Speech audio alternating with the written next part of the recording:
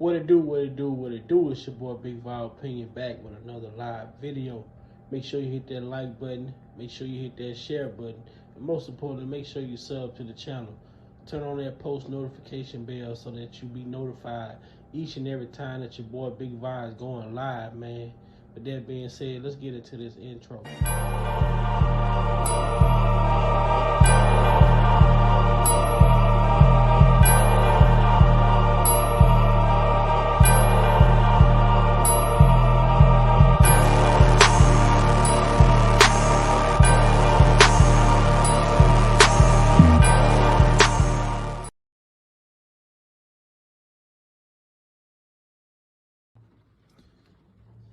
Welcome to Big Vial Opinion.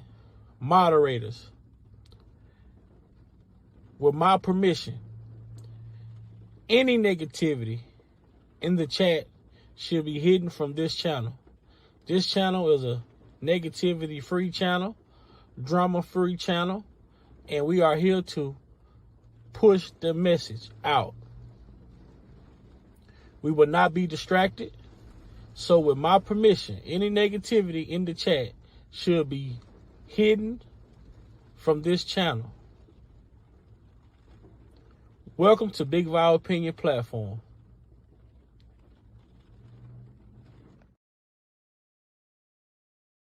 I want to jump ahead because the 7-year turmoil that you went through vis-a-vis the trial for child pornography.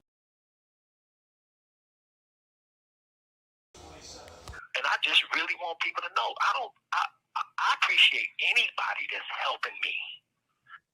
I appreciate anybody that's helping me. A lot of people have been there for me. I just don't want people going back and forth, being mad at each other because one person did this for me and another person did that for me. That's what the devil wants. He wants to cause confusion. That's what these people want. They want to cause confusion. And confusion ain't going to do nothing but keep me in here. But the real thing here.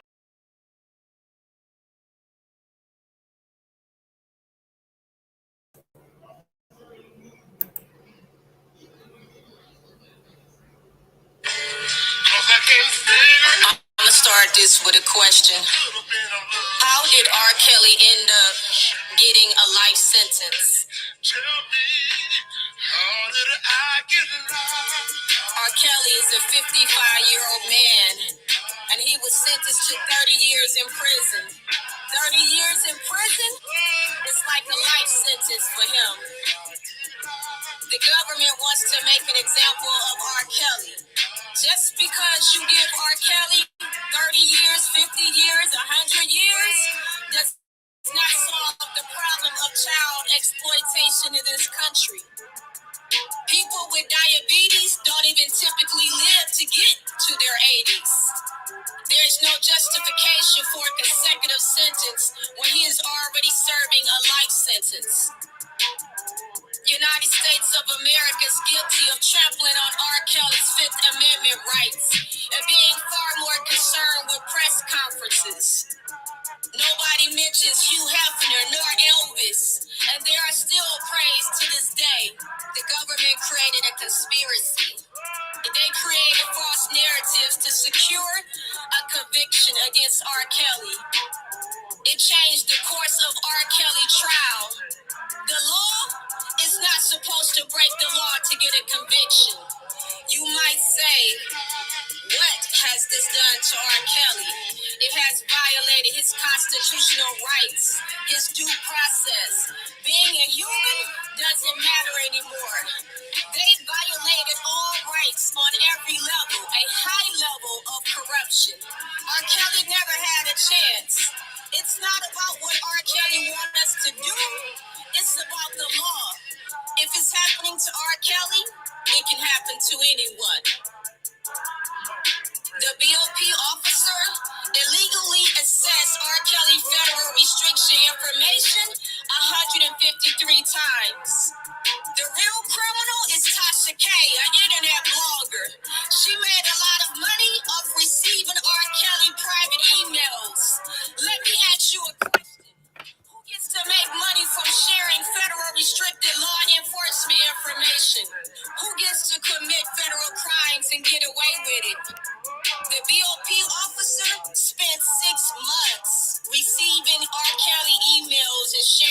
with Tasha K. The correctional officer who leaked the emails ironically retired. Tasha K and the BOP officer shouldn't be allowed to get away with tampering with the federal witness, R.KELLY. The impact of their unlawful conduct weighed heavily on the outcome of R.KELLY receiving a guilty verdict and a 30-year sentence. If the legal system doesn't take care of Tasha K and the BOP officer, karma definitely will. All I know is that I didn't see or hear no victims going to the police with any claims against R.KELLY until Tasha K deemed him guilty and tried to railroad him by giving schemers and liars a platform. Tasha K was so relentless that the Me Too movement got involved. Then it was Lifetime, and we even saw the police begin to beg for witnesses.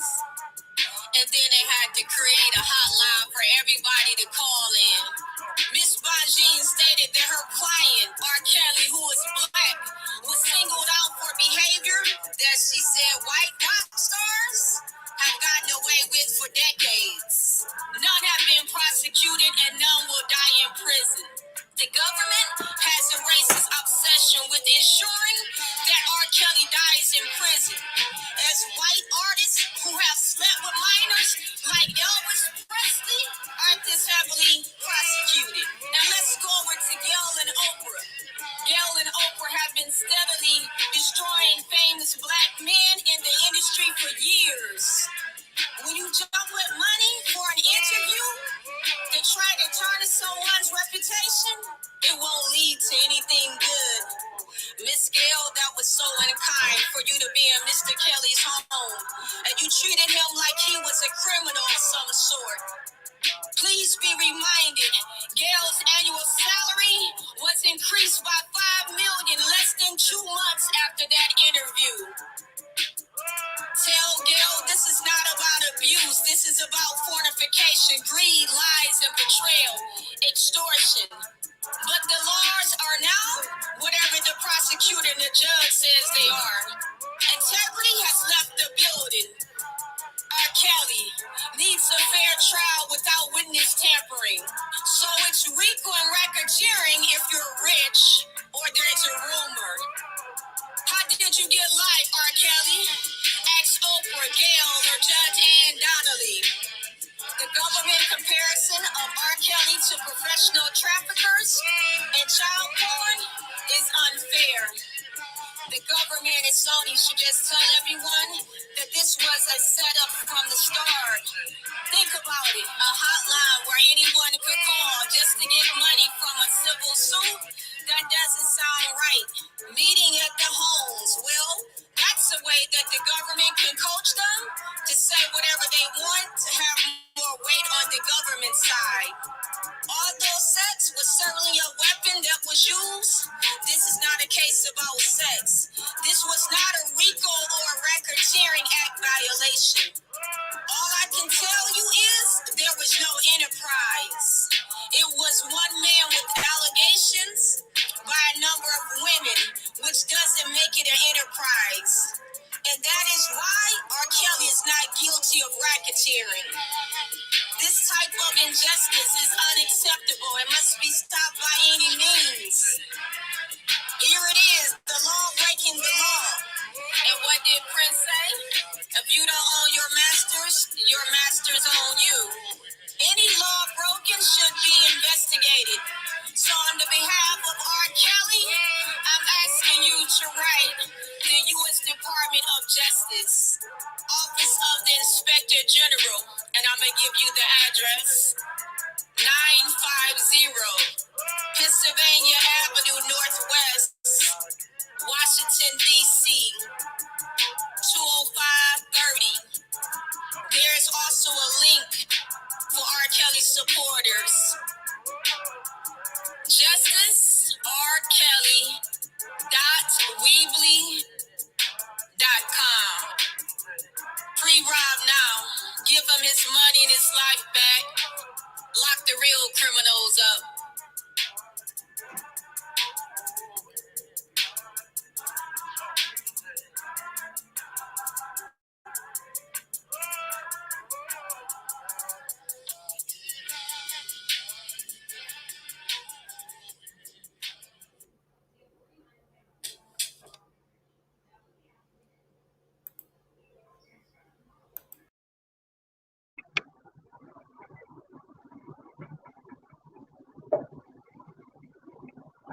Powerful.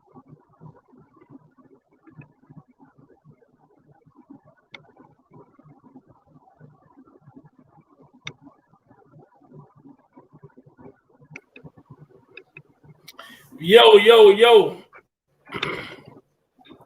Yo. Welcome. It's your boy Big Val Opinion back with another live video. Happy Sunday to everyone out there. Hope you all had a blessed Sunday. Shout out to Nikki Purple for the great piece of art that she put together. Nikki Purple / Nikki the poet of art. Yes. Shout out to her for a great job of putting that story together, and hopefully it resonates with people in a way that they understand that what we're watching and what we have witnessed is not a typical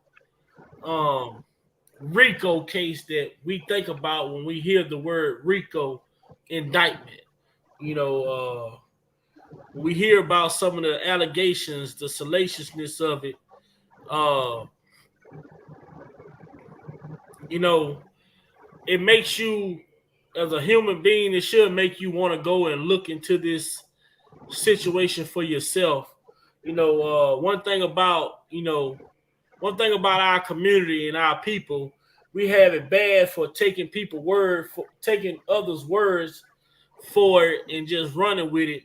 But in this particular case, is one of the cases where you have to go and see for yourself. You know, and once you start to go in and see for yourself, you'll come to realize that, hold on, I've been bamboozled. What I've been led to believe may not be true. And I want people to understand that we come on here and advocate, but not once do you hear us say that Mr. Kelly is a perfect man, that Mr. Kelly had never had a bad relationship, that Mr. Kelly had never had a disagreement with a woman that he's dated, because it's human nature. It's in us to have misunderstandings. But that doesn't make you a bad person because you have a misunderstanding with another human. It's human nature. So I stand with R.KELLY because of the injustice in the treatment, in the abuse of law, the abuse of power that we have witnessed these people use when it comes to taking down this brother. When I know that I am a brother, I got uncles that are on my platform that I look up to. I have children that are sons. I have sons, you know, and not only do I have sons, I have one beautiful, amazing daughter. And I understand my job as a father is to protect my daughter. And when we look at this R.KELLY thing, when we look at this R.KELLY sector, we have parents that are running around calling their children victims of something when their children are only victims of their parents. Right. Correct. See, one thing about it, two things for sure, parenting starts in the home. It starts with your father. It starts with your mother. And you can thank God if you have a grandmother, if you have a grandfather.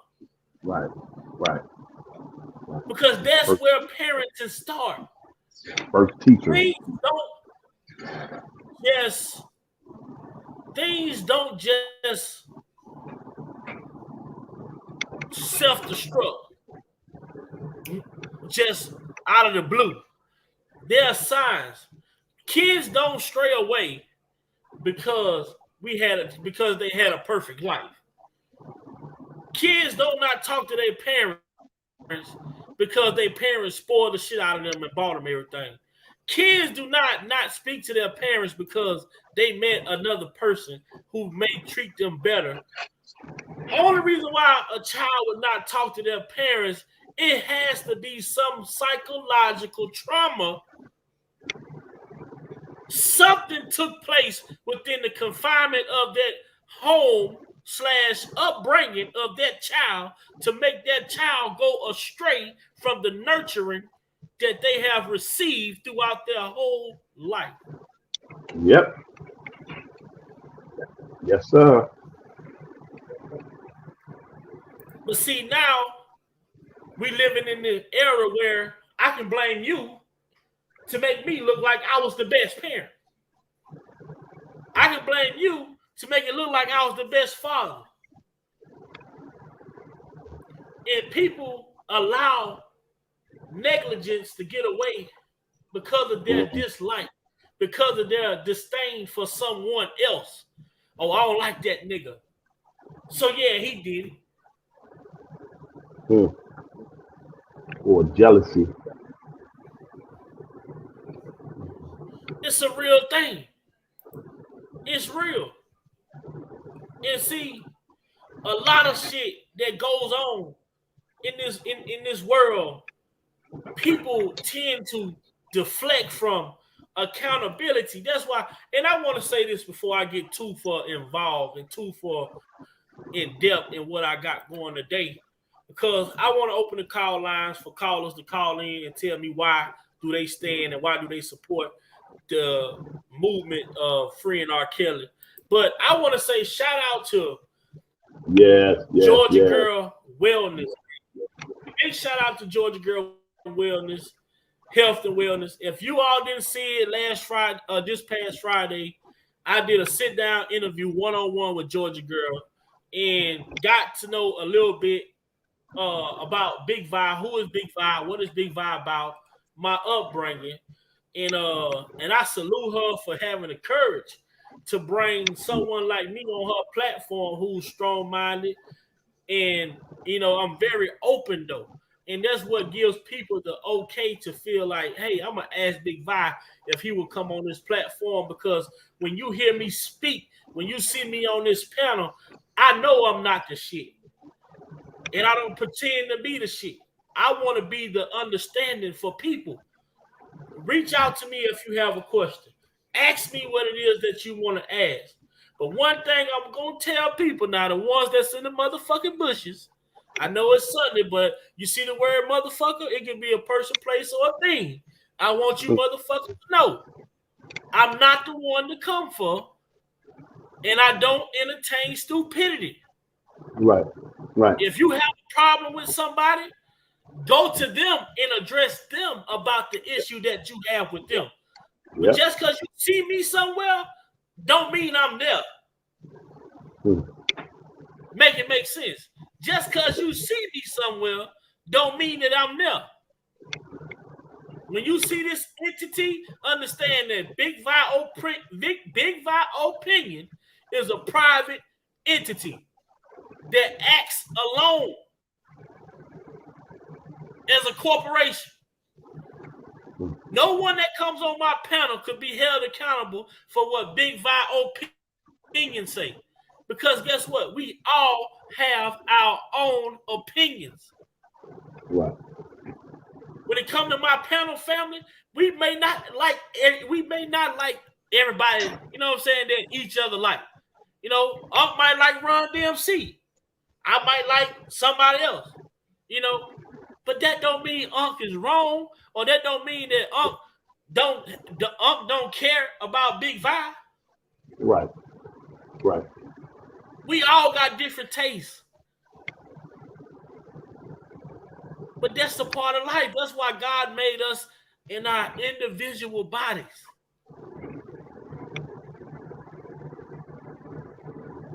If I met another me, I would be goddamn scared.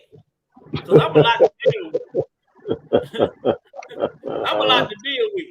Yeah. But I want to say again, shout out to Georgia Girl for all that you do. I pray that your channel continue to blossom. I pray that your channel continue to grow. And for Georgia Girl, I don't want you to get caught up in the support of getting support or the lack of support, because guess what? The most important support you need is that man upstairs. You keep believing in God, and you put God in your channel, and you let God run your channel. You let God dictate your direction. And guess what? Sooner or later, you will grow apart from a lot of the things that once bothered you. A lot of things that once worried you. Give God that channel. Give God that channel and let God navigate. They making self-driving cars in 2023. Now tell me God ain't good. Right. And what tickled me at first, nephew, is can you hear me? I can hear you. Okay. Yeah, I want to make sure my mic and stuff is good so I give me a better set.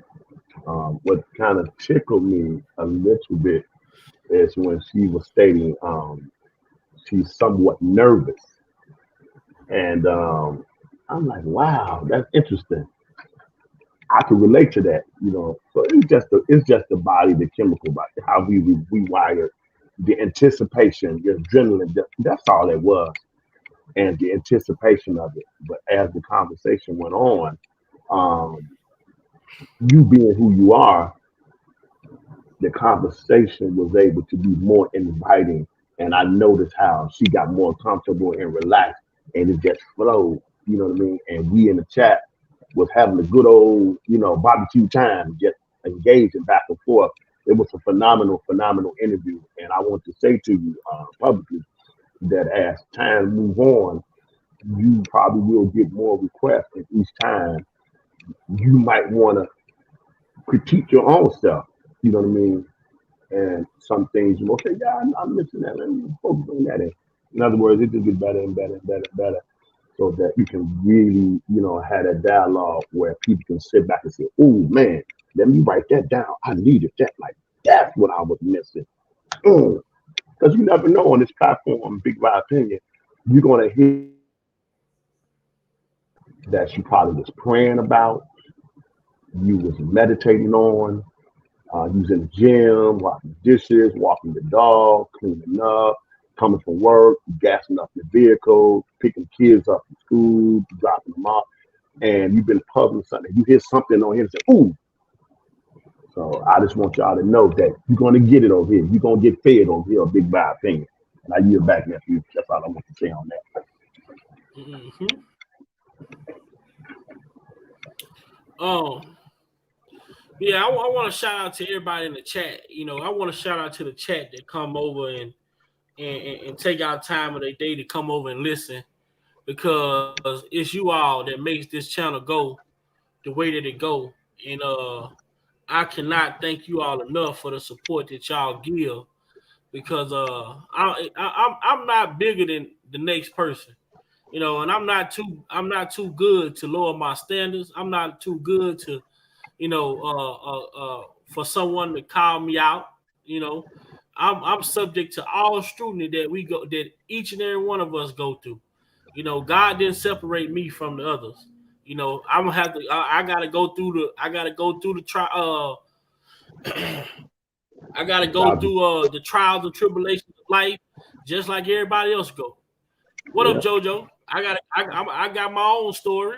I got my own trials and tribulations. But guess what? My objective is this though. Whatever I go through in life, I want to share my story, and I want Mm-hmm. my story to be an inspiration for somebody else out there that feel like they can't. I want my story to be one of those stories that when people think about it, I'm one of them people where you say, when they're saying, "Thank God I don't look like what I've been through." You know what I'm saying? Thank God. Yeah. Imagine. I want you all in Yeah. the chat. Everybody in the chat, imagine if y'all look like what y'all been through. Woo. Boy, Mm. this thing called life will beat your ass, and I mean, won't regret a minute of it. But Mm. guess what? The beauty in it, though, the beauty of going through those trials and tribulations, man, is coming out of that thing and understanding what you just went through. The beauty of life is understanding the things that you go through. These things has to happen. When we talk about Robert Sylvester Kelly, Robert Sylvester Kelly is going through some trials and tribulations of his life that has to happen.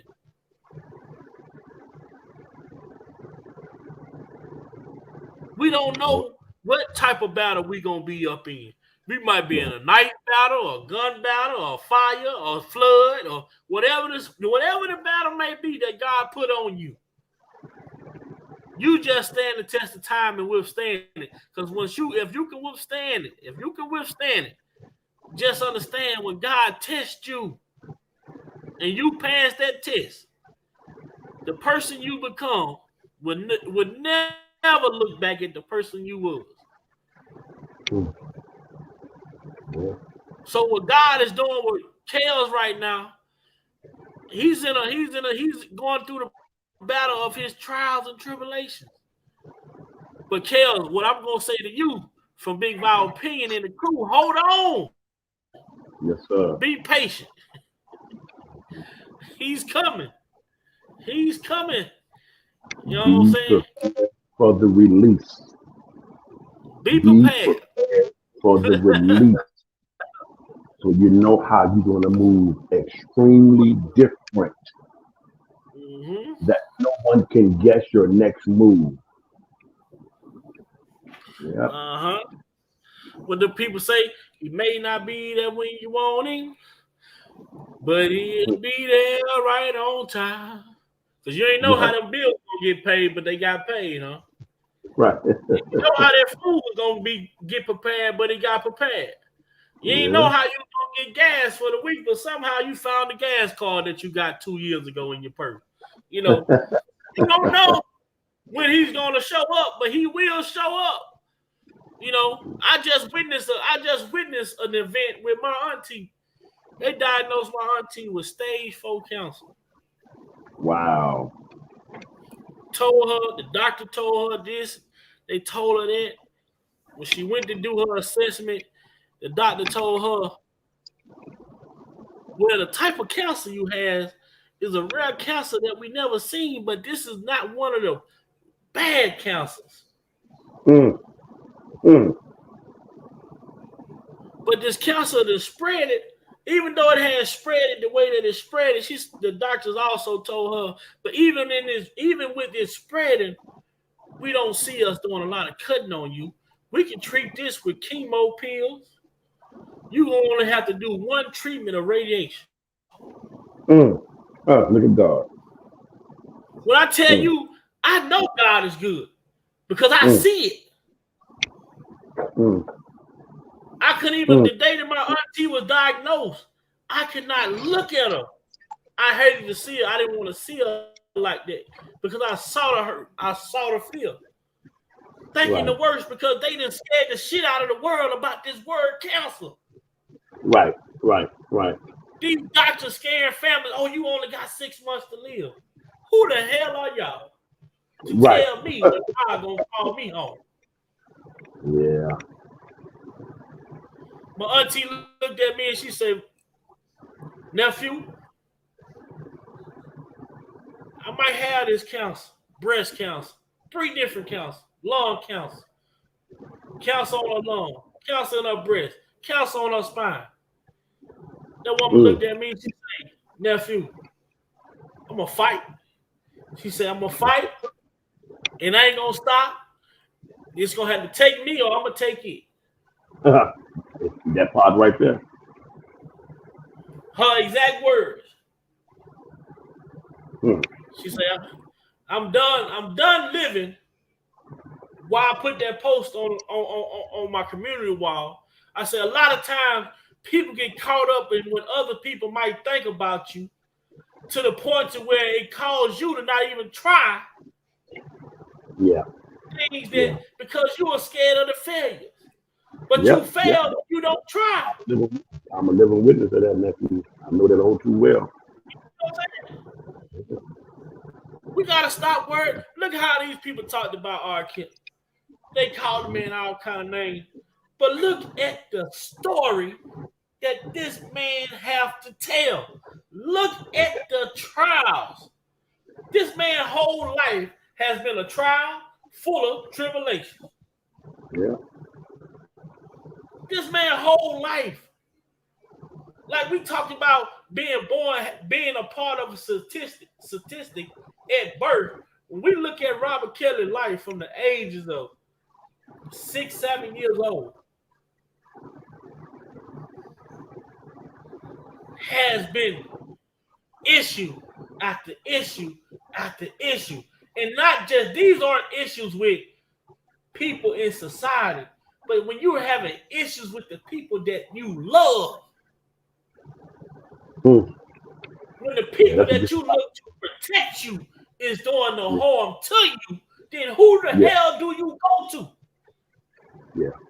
Yeah, that's a different type of thing.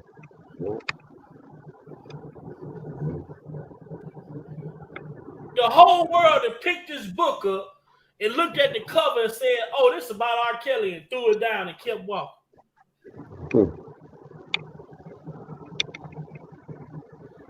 But thank God for the very few people who picked that book up and opened it up and say, "Let me read the content." Right.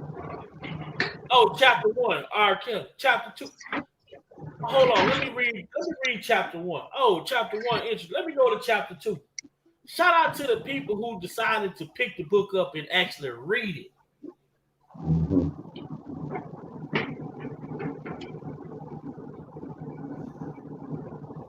It's so hard living in this era that we're living in right now because everything is propaganda. It's media. It's the trend, right? Oh, that nigga did this, so he did it, right? Oh, that nigga was doing this, so he did it, right? Nobody is taking out the time to look for the truth because the lie is more entertaining. Sad, the gossip is more entertaining. When you got TMZ paying these people for marriage certificates and photos of this man sleeping, you got TMZ out here promising parents of these girlfriends of R. Kelly's monetary gain because they have some photos that they just stole off of their child iCloud that they want to use as blackmail. Like, do you understand? Like, people really understand the amount and type of shit that has went on with this guy's life? Yeah, a lot of us can relate. Now, if you look at the average person, I look at some of the stuff, even when they talk about the R. Kelly being shot, when they talk about him being bullied, him and his first childhood girlfriend being bullied at the age of 7, 8 years old, and they pushed this young lady down into a drain, and this young girl ended up drowning. Like, this man has endured trauma for a long period of time. Can you imagine feeling like you want to help somebody, but you can't? Yeah, you're helpless. Yeah. The thought of being helpless when you could have help. Do people understand the psychological effect that takes on you? Yeah. And that's why it was more Talk about meeting a motherfucker like Demetrius Smith. Chapter 7.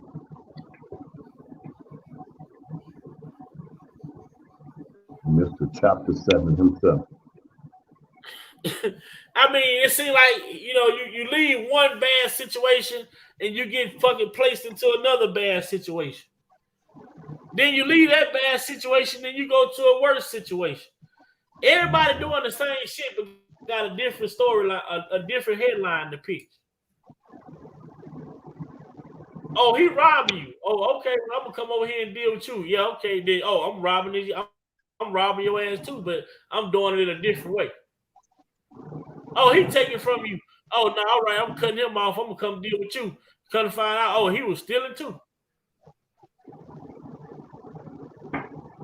And then when you look at an nephew, no matter what they have done, they still don't have nothing to stand on.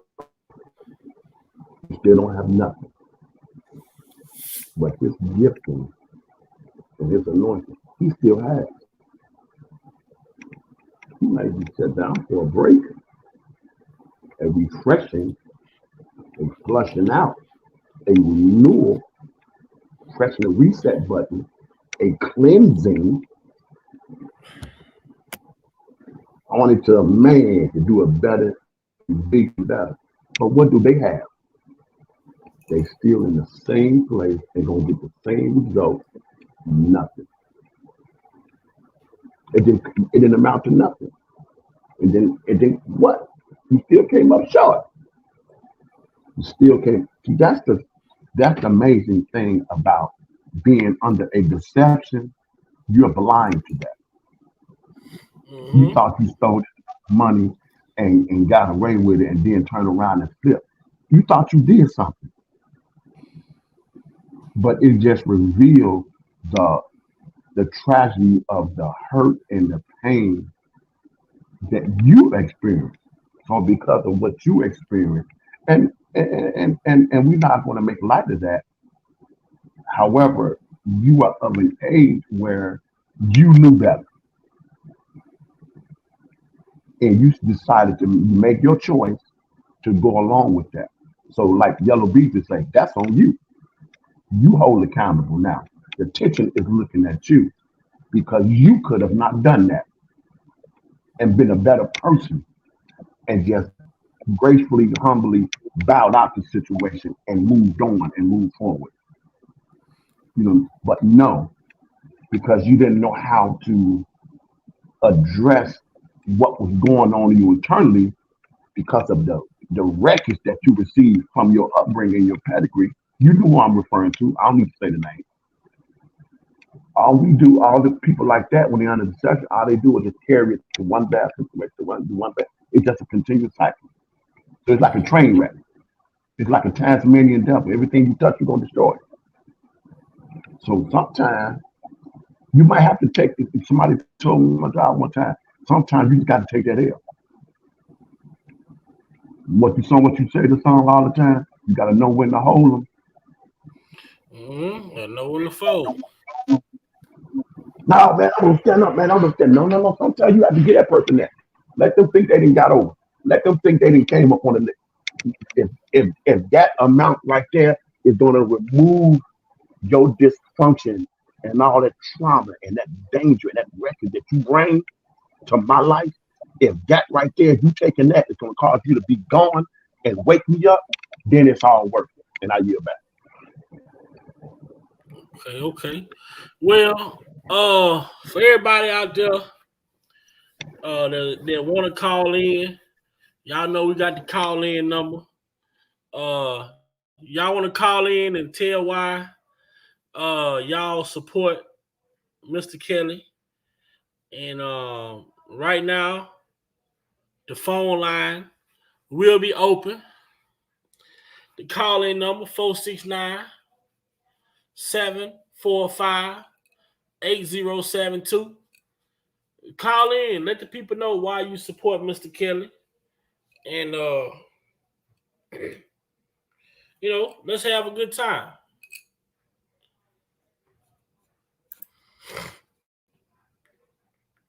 I don't know where my brother's at today. I mean, I guess it's Sunday. Everybody, slow motion.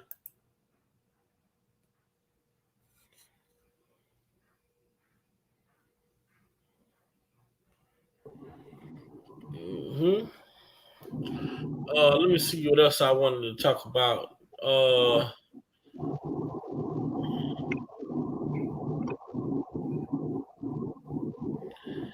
They talked about who people fighting over who get first dibs on the restitution.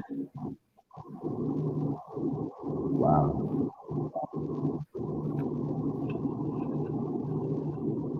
What do they think they are owed or due?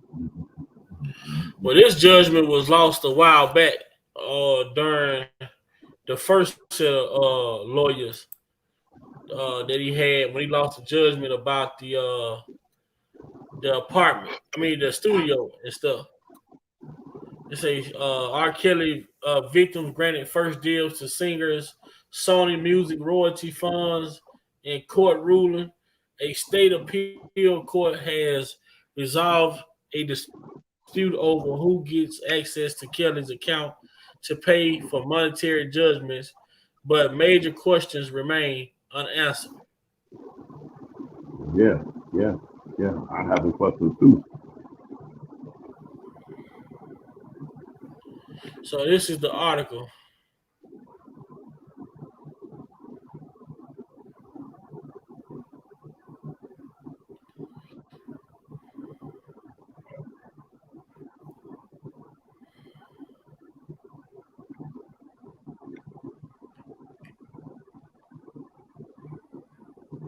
I tell you, man, man.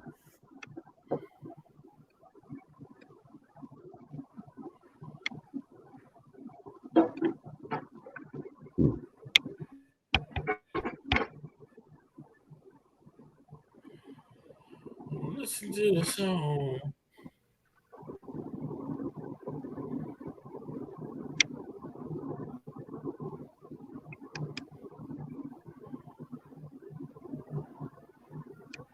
So they can possibly get I hope something so. for some.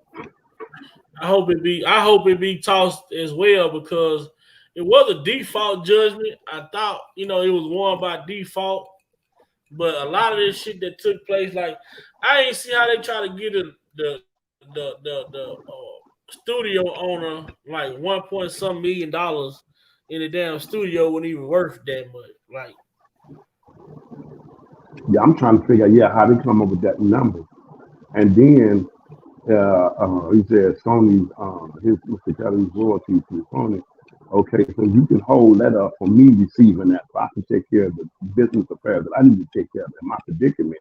But yet you can turn around here and award someone some outrageous number when we don't even know if that's the adequate, number of numbers. Sound like some, you know, sound like some that don't add up. I would like to know what exactly. With one of the best savings rates in America, banking with Capital One is the easiest decision in the history of decisions.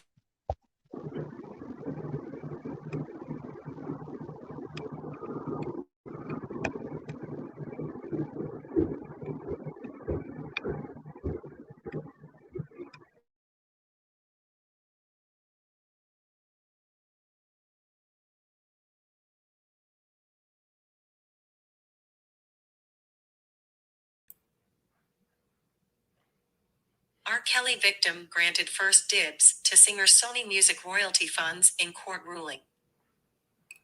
what's up, 71 Suburban Girl? An R. Kelly victim who won a $4 million judgment against the singer will get first crack at pulling money from the singer's royalty account with Sony Music after the Illinois Supreme Court ruled that her claims should take priority over a Chicago landlord that's also owed millions. In a decision on Thursday, March 23rd, the state high court said Heather Williams was entitled to tap into Kelly's account with Sony, valued at $1.5 million in 2020, before Midwest Commercial Funding, a property manager that won its own separate $3.5 million ruling against Kelly over unpaid rent at a Chicago studio. 3 point some $1 million for unpaid rent.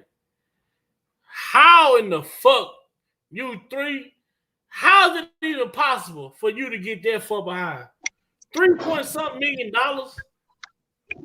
for Yeah, behind rent? sound like some finessing to me. You gotta make this shit make sense, man. Who let somebody get that far fucking behind in unpaid rent? And how do you think you deserve something because you was with you almost said Kelly something. in 2019, alleging that when she was 16 years old, the singer lured her into his studio with promises that she could be in a music video, and then repeatedly had sex with her as a minor. In 2020, she won a judgment of $4 million against Kelly on those accusations. Thursday's decision upheld a lower court's early. So how the fuck was she? How was she able to sue him civilly for having sex with her underage when she was 16? She claimed it, but was she in the criminal case? I thought she was in the Chicago case that they dropped, state case. Well, I'm not sure about that, but still, they That's wasn't Heather federal or Williams. nothing. Though. Anybody Yeah. in the chat? That's Heather Williams. Do y'all recall him being charged for Heather Williams in the federal cases? I don't recall. Let's see what the chat says. I can't recall. She was in the federal cases, or I thought she was in the state case.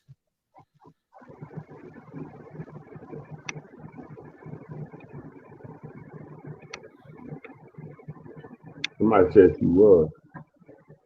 I don't know, but the Yes, federal Park said she was. I wasn't the federal. Was it the case that got dropped?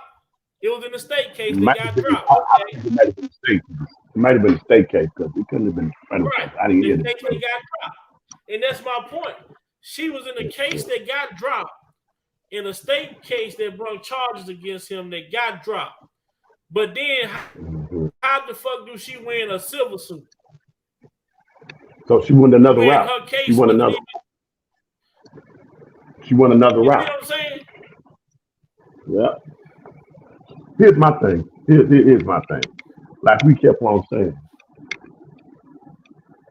if a person has something happen to them, and you hear them come out of that situation, they're not trying to be on no red carpet, man. They ain't trying to go on no some book tour, man. They getting the help that they need so they can be able to move on with their life. You know what I mean? And no amount of money can erase the experience that a real victim has went through. That's what that looks like. Not saying nothing may not be awarded to them, but a real victim, their mindset is not on that. They're just trying to heal. They're trying to get through the situation, getting the necessary help they need. You know what I mean? That type of thing. No amount of money that you can give me to address that. So I know these. No, they gonna have PTSD. These women. And the thing about it is, what makes it so bad. This is the thing about it that makes it so bad. All these women, they come out at the same time, but they all supposed to have been dealt with him at a separate time. Mm-hmm. Like, that's the even worst part about it. You might have dealt with this man in the 90s. One of you, the other one might deal with him in the early 90s. This other chick might have dealt with him in the late 90s. This chick dealt with him in the early 2000s. This chick may have dealt with him in the late 2000s. But then they all wait until they are brought together and say, hey, we can do this, and if you all hit, like you scratch my back, I scratch your back type deal. You know what I'm saying? It's a numbers game. We can have a better chance than numbers. This happened to me. Now you say the claim now. This happened to me repeatedly. So at what point did you never say, let me go tell my parents this going on? Let me go to the authority and say this going on. Let me go tell the attorney I was assaulted so that they can go to get the police over here and get the police involved so we can file charges. You can't do that if you ain't got no proof, no evidence, and you full of crap. You can't. So you got to go another way and come up with another script for a leg. So if I can get a couple of more that can be in agreement, say the same thing happened to him, it's more believable in numbers as opposed to me by myself trying to do it. You follow what I'm saying? Right. In all their allegations, they say the same shit. He got us in the room, had sex with us repeatedly on multiple occasions, or he never showed up. And all of y'all in record number, if that's supposed to happen, no object you can grab to crack that person over the head. Man, if y'all don't stop playing with my intelligence.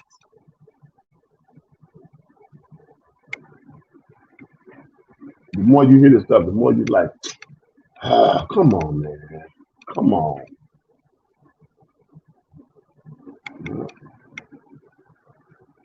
And that's the that's the biggest point right there, Lavish Lady. For a lady to make this point, that speaks volume, because I say this all the time. No man treats every two women the same. That's You know that's why good. you can't? You know why? Do you know why you can't treat each and every woman you deal with the same?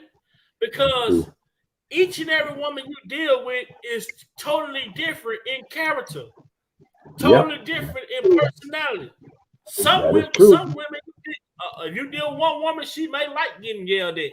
She might like getting cussed out. You might have another woman who might like fighting with a man. You might have one woman who don't want to do none of that shit. Right. Each and every woman is different and have different preferences. Now the man don't change, but you are changing the people. So with the man Right. being who he is, he don't have to change. But you can't tell me that every relationship is gonna be the same when you study swapping out pieces of the puzzle. Either some pieces gonna fit and some not. Right. Right. Yeah. Yep. Yep. Charlotte. Yep. A money game. Yep. It's a money game. Yep. So let's look at what Parr said.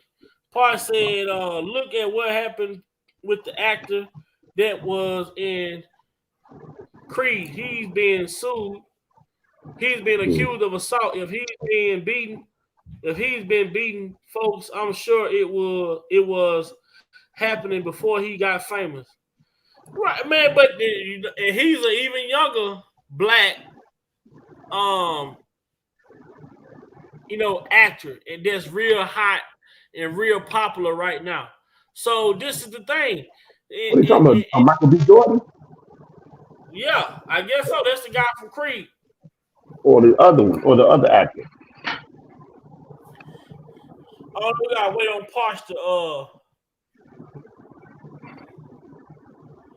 Parch to coming up. It's a money grab. What up, Charlotte? Man, call in. Y'all please hit the call in number. Call in if you want to voice your opinion. I would like to hear from some people in the chat. Call in. I want to know, like, when you dated guys, or if you're a man, I want to know, was every relationship you in the same? Or for a female, was every relationship you in the same? Coco said the name Major. No, she said no, Jonathan Major. No, okay, but then who it is? Okay. Park said no, Jonathan Major. Then Coco said Jonathan. Okay, y'all have to tell me which one. So, which one is it? Yep, yep, I agree. I kept saying that they wanted to be the number one stunner. Yep. They were going along to get along, just working up to try to get that number one spot. Yeah, they got a wake up call when they really found out who really was going to get that spot, who was not even trying to push for the spot, but because her heart was in the right spot. Then to hear Kim Fox also, you come out and put a hotline out and ask, if you've been a victim, please come forward. Call. Let us know. Well, if these women were, you just said, if they were victims, shit, they would have been there. You wouldn't have to have a hotline if these women were real victims. But isn't a proper protocol though, nephew? Hospital. If you was a victim of a sexual assault, you go to the hospital. The hospital will call the police. You know what I'm saying? If you go to the police department, the police is gonna get you to the hospital to get you some medical care, ask you some questions, take names if you have names, and go from there. But ain't no way the police and the doctor work hand in hand. The hospital, right? Your attorney that you go and seek, if you go seek an attorney, if you go to an attorney and say that, hey, I was being sexually assaulted by such and such. Your attorney is supposed to call the police right then and there. Call the police, get you to the hospital, get you a rape kit done, get you some DNA, get you some names, and go out and do your job. But nephew, the doggone attorney don't come in the picture in the beginning. Some of them go to an attorney. But that tell you right there what the motive is at. If But was it the not thing is, when you go to an attorney and tell an attorney that a crime was committed against you, that attorney is supposed to get in touch with the police.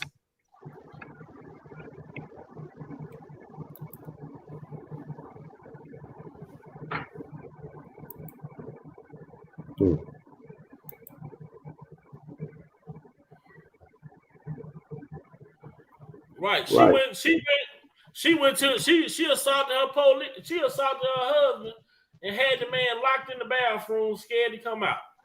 Right. Oh, Kim Fox.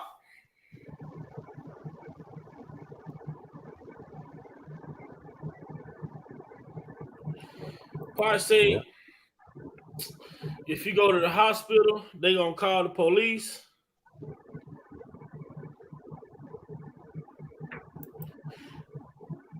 Charlotte said, right, they will call police a long time ago. Right. What up, Lex? Goddamn, Lex can beat everybody on here today. Right? Let me check outside, make sure they say it never rains in Southern California. Let me check out the My brothers, how y'all doing, man? What's going on, my brother Lex? Man, I'm just doing a drive through, man. I just came back from Marietta, Texas, man, dropping off the grands, man, and ooh-wee, that's a drive that I didn't want to make, man. So wow, ooh-wee. I can hear it in your voice. I just made it back to the home front, man. It's kind of hard driving out of town and you riding on low profiles and trying to dodge potholes and 18-wheelers and crazy fools swerving in and out of lanes and all that stuff. So you know how it go, man. Yeah, you know how it go. But it's Sunday, man. Sunday. Yeah. I just want to chime in on your head, and I see what you were saying about your head, and I just want to chime in, man. For me, it's more or less you wanna be on the good side of evil, because the way they've done him and all the other brothers, man. Why would you want to ride with the lie? Because when that lie it gets uncovered, then all the eyes gonna be pointed at you. Every tabloid and whatever else that's out there is gonna unfold the real truth, and then you're gonna be getting scrutinized next. Because right now, everybody that's going against him, they not getting scrutinized, they getting praised right now. But that in due time it will turn, and then everybody will be pointing the finger at them. So why would you want to ride on something that's temporary? Because the truth is longevity. The lies is going to be short time only anyway. That lie is going to be for a short period of time. And as you can see how everything is unfolding, everything is coming unravel. Everybody that was in on the little old scheme or whatever, now they turning tucking tails and telling it on each other. So he don't have to really say too much more. But as I've said before, that lie will always be temporary. It's not going to always stay the same. So that's the reason why I ride with that, man. And I'm always for truth anyway. I'm not going to sit up here and I know that this span of lies have been told so much and so long that it don't take a person with common sense to know, well, look, this, like you said earlier, go ahead and do your own investigation and do your research and see what was actually going on with him and these people who been setting him up. When he did his little like 5 minutes or something, he did talking about how he went to California and he had to ride on the back of a motorcycle, sleep on the beach and all that, and singing in the tunnels and the subways and all that. How he came up.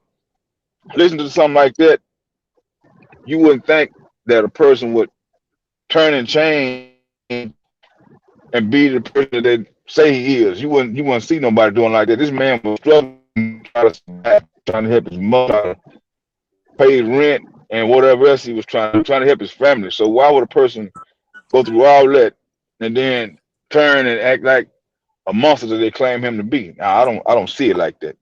there's no way. I can't even ride like that. So for me, man, I just say I'm riding with the right side of the truth, and the evil is obsolete to me. That's the way I see it, man. And due time, he'll get released, and hopefully his story now been going on. Hopefully somebody is, I know somebody on some podcast they had this guy was telling like partial of what was going on, but he wasn't telling everything. So everything that he's gone through, someone is doing like a little documentary of it, so they can say, well, he came up from Subway, he was singing in the Subway, he made money, he helped his family. I'm just doing a little short summary of it. Then on from there, he met a couple of people in the industry. They shortchanged him, and he still kept going. He never looked back. He kept God in his life. He kept going. He kept going. Then you had other people want to try to cross him up with some bull crap, bogus stuff. He ended up going behind bars behind the government in their mischievous ways because they had to get a conviction and they had to use other people to get a conviction. But they cheated as well. They didn't just get a conviction the right way. They had to use other people who had criminal past and so they use them to get conviction. So it's not always 100% right about when they convict somebody because they use trickery to get those convictions. And now we find out that how they're doing it is they're taking and they probably planting people inside the jail to get your jail records or checking your phone calls, checking all your emails, checking your visitation chart to see who's coming to see you, hem them up, or get them some kind of affidavit saying, well, hey, this person here that you with, they doing this on the side. So then that turns that person to turn against you. So you're using illegal tactics to try to get a conviction before it's time for the person to find out what's going on. By that time, it's too late. So it's all being revealed before our eyes, man. We just got to be vigilant and just keep putting the word out there and letting people know that this is what actually really happened in this man's case. And it's probably the same thing that's happening in everybody's case that we don't know about, even though people getting their stuff turned over, getting their cases turned over due to DNA and whatever the other case may be. Who's to say a BOP officer or anybody in that facility didn't tamper with their records as well and show them to the prosecutors or any kind of other witness to try to say, well, yeah, I'm gonna ID this guy because this guy was there, and then all along the guy wasn't even there. We have too many people getting their stuff overturned behind the same thing. So that's my little old stint on it, man. And once again, I'm gonna say, man, thanks for letting me come on, man. I'm just doing a little quick drive through. I want to do that so I can get it out the way because I hadn't been on in a while. I've been catching, the replays and everything. The replays are just like refried beans. Or I ain't gonna say refried beans. I'm gonna say leftovers. Leftovers are always good on the second day, man. So hey, Yes, yes, sir. All that flavor and marinated. the replays are always good, man. So when I'm at work, man, I put my little earbud in and ride to it, man. And I might leave a comment. If something I feel like it should have been said, I do all that and I let it be that, man. But hey, once again, thank you for letting me come on, man. And I'm gonna jump in the chat and I'm gonna be riding around at the house and listening to y'all cats, man. All right. Anybody that just called in about 5 minutes ago, call back in right now. I got the phone. I got it up, set up, and ready to go now. So whoever that was that called in about 5 minutes ago, feel free to call back in and holler at your boy. All right, man. Hey, shout out to you, Lex, man. Thanks for coming on here. All right. Oh man, no doubt, man. One love, y'all, man. Y'all hold it down. All right. Let Derek get his in right quick because we ain't got Derek for long. You don't know how long you got me for tonight, man. All right, Derek. Hey, all right, Derek. Salute, brother. Salute. It'll be a little minute, man. I'm kind of. What up, OG? Derek? Man, what's going on, everybody? How y'all feeling? What's good in the chat? What up, What up, Prophet? Man, look here, man. I'm a busy man out here. I'm moving into a house. Got a lot of painting going on and shit. Okay. Congratulations, bro. Man, it hit different when it's yours, bro. Yes, sir. Yes, sir. You know what I'm saying? So, just trying to, get things done. Kind of I'm making it happen. It's all good. It's just, it's a job. So, Yep. it Taking kind of it. is what it is, man. Yeah, but like we say all the time, man, it's a treat when the players meet. We finna get it in, talk real quick, man. We coming up on this appeal situation, man, and Yeah. like I said, I'm eagerly anticipating what's going to be stated, because I believe that at this point,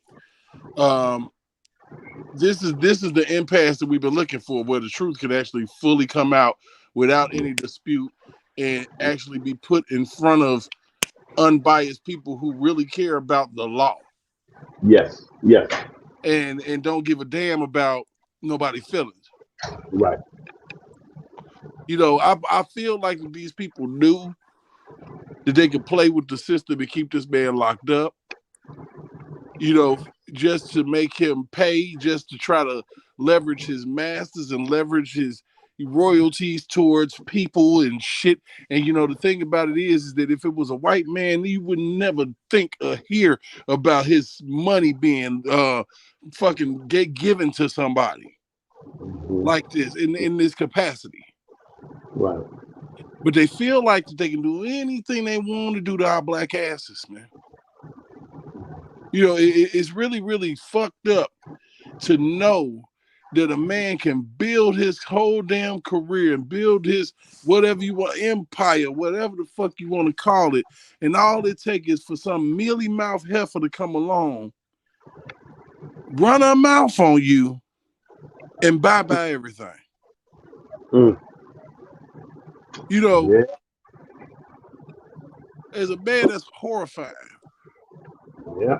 Yeah. It's horrifying to know that the only reason why we found out about this shit with R.KELLY and Tasha K and the BOP officers because Tasha K, loose mouth, gotta tell it ass, had to tell it. A glass full of wine. Had to tell it. That's what that wine do. So when you look at that shit, this is common Fed practice. Yeah. Yeah. They will take your fucking emails. Look here, damn it. The feds and the CIA the same motherfuckers. The CIA is the same motherfuckers that brought coke into this damn country. Yeah. The feds is the same ones that was listening to a man's phone calls and heard Martin Luther King on there talking about his extramarital affairs, and then shifted gears and started pointing it, oh, well, let's see who the fuck Martin Luther King is fucking. They always concerned about where our dicks are going. What is that shit about?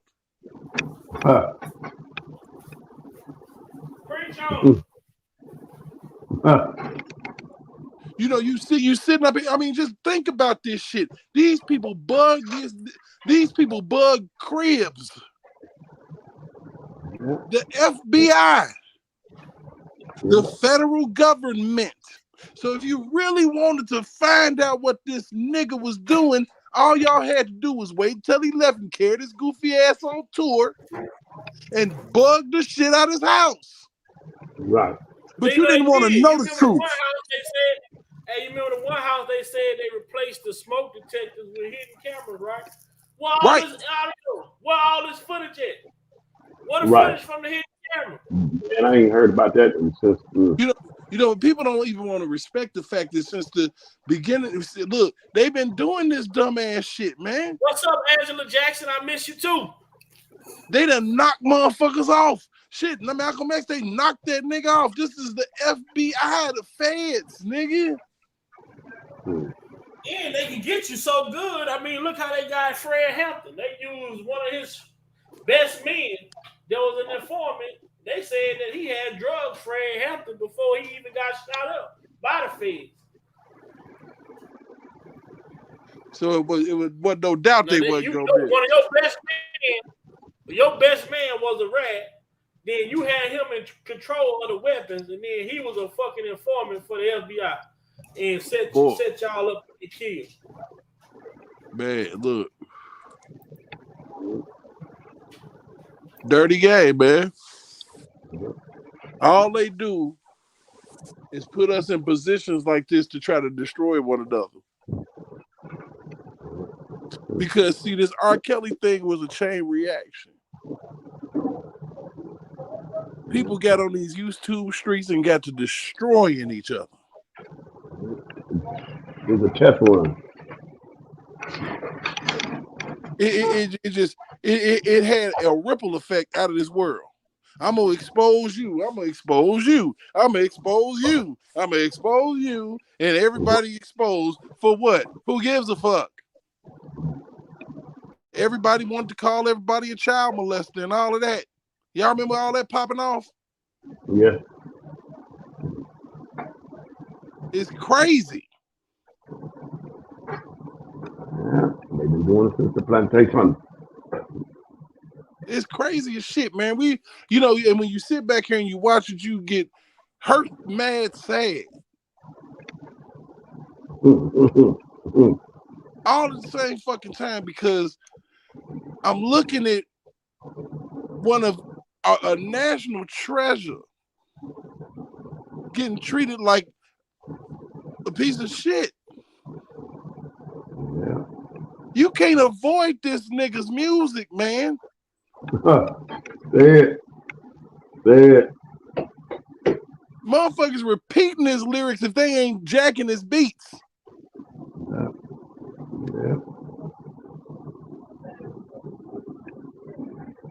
But yet you want to sit up here and you want to take that little bit of shit that you don't get away from. For somebody who don't even remember where and how and who and where she was at when she met the man.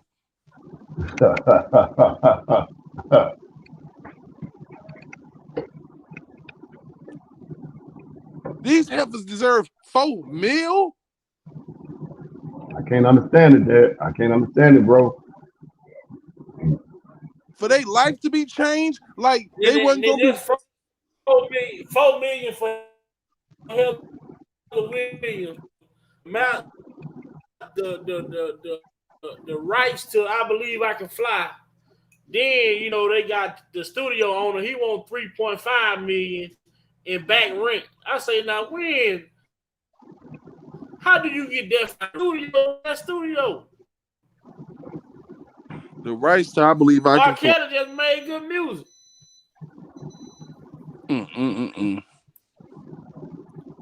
This is a joke, for me, man. Go back to the shit with the studio. Go back to this.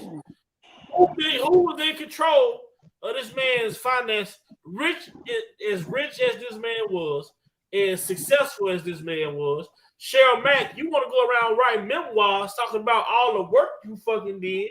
Why did this man not own a fucking studio with the amount of work that he does, with the amount of people he worked with? Why didn't this man own his own studio? $1 million question. Why you when you R.KELLY? Make that shit make sense. And then when he had his own shit, he ended up leaving the shit at the crib that he was living at and shit. Because y'all wasn't paying for his crib. Right. He had some trash around him, man, for real. Real garbage. Yeah. I mean, the whole lineup of it. I mean, he had waste management, everybody over there. Real. It was a real shit show, man. Yeah, everybody. These motherfuckers were just figuring out how to rake in dust and get money where the fuck they can, and it's over with. Yeah. And for the supporters, man, at some point in supporters, man, and people that's following this shit, when are you gonna get tired? At what point y'all gonna get tired of the back? But you know what? I understand too. I can only speak to the genuine supporters that genuinely in this fight to see Robert free and to help build platforms that bring exposure to what's going on. Because all that back and forth, name calling, doxing people, talk about people, children, their family members and shit like My that. God. Man, it's been 5 years, man. And this shit's still going on. Like, what It's the done fuck? brought out the lowest of the low. I mean, some of the bottom feeders of the world that just want to talk shit and they ain't got nothing to do with R. Kelly. And you put R. Kelly on your headline, and the live used to be like 10,000. What the hell? Ain't nobody even talked about the nigga, man. I mean, what is going on? I mean, what was really going on? I mean, it's kind of condensed a little bit now, and it's gotten to the facts for me. People are really on what really happened because people are starting to understand now what really happened. Like you got a woman, okay, that was right there in love with you, man. It's so crazy to me because I can remember reading the tweet. I used to be an pro Azriel, because she was rocking with my dude. You feel me? And the moment she started moving ridiculous, I'm like, and then that fight broke out. And I'm like, man, she barking like she done got some fresh information right there. Because I done been there. Yeah. I done had females done had that attitude with me, the vitriol that was coming out of her mouth. Yeah. And I'm like, that ain't hurt. So, Derek, I got a question for you. What's up? So, did you hear what we was talking about before you came on? How all men don't treat women the same. Do you agree with that? All men don't treat women the same? Yes. Give them a little bit more backstory. So all the women that have came forward have the same story. That was the red flag to yeah. me. No. I don't feel like a man I treats understand every woman the same. I understand exactly what you're saying. As an individual, I date one woman. I date her based off of her personality. I deal with her based off of the things that she say and do. The next person, perfect.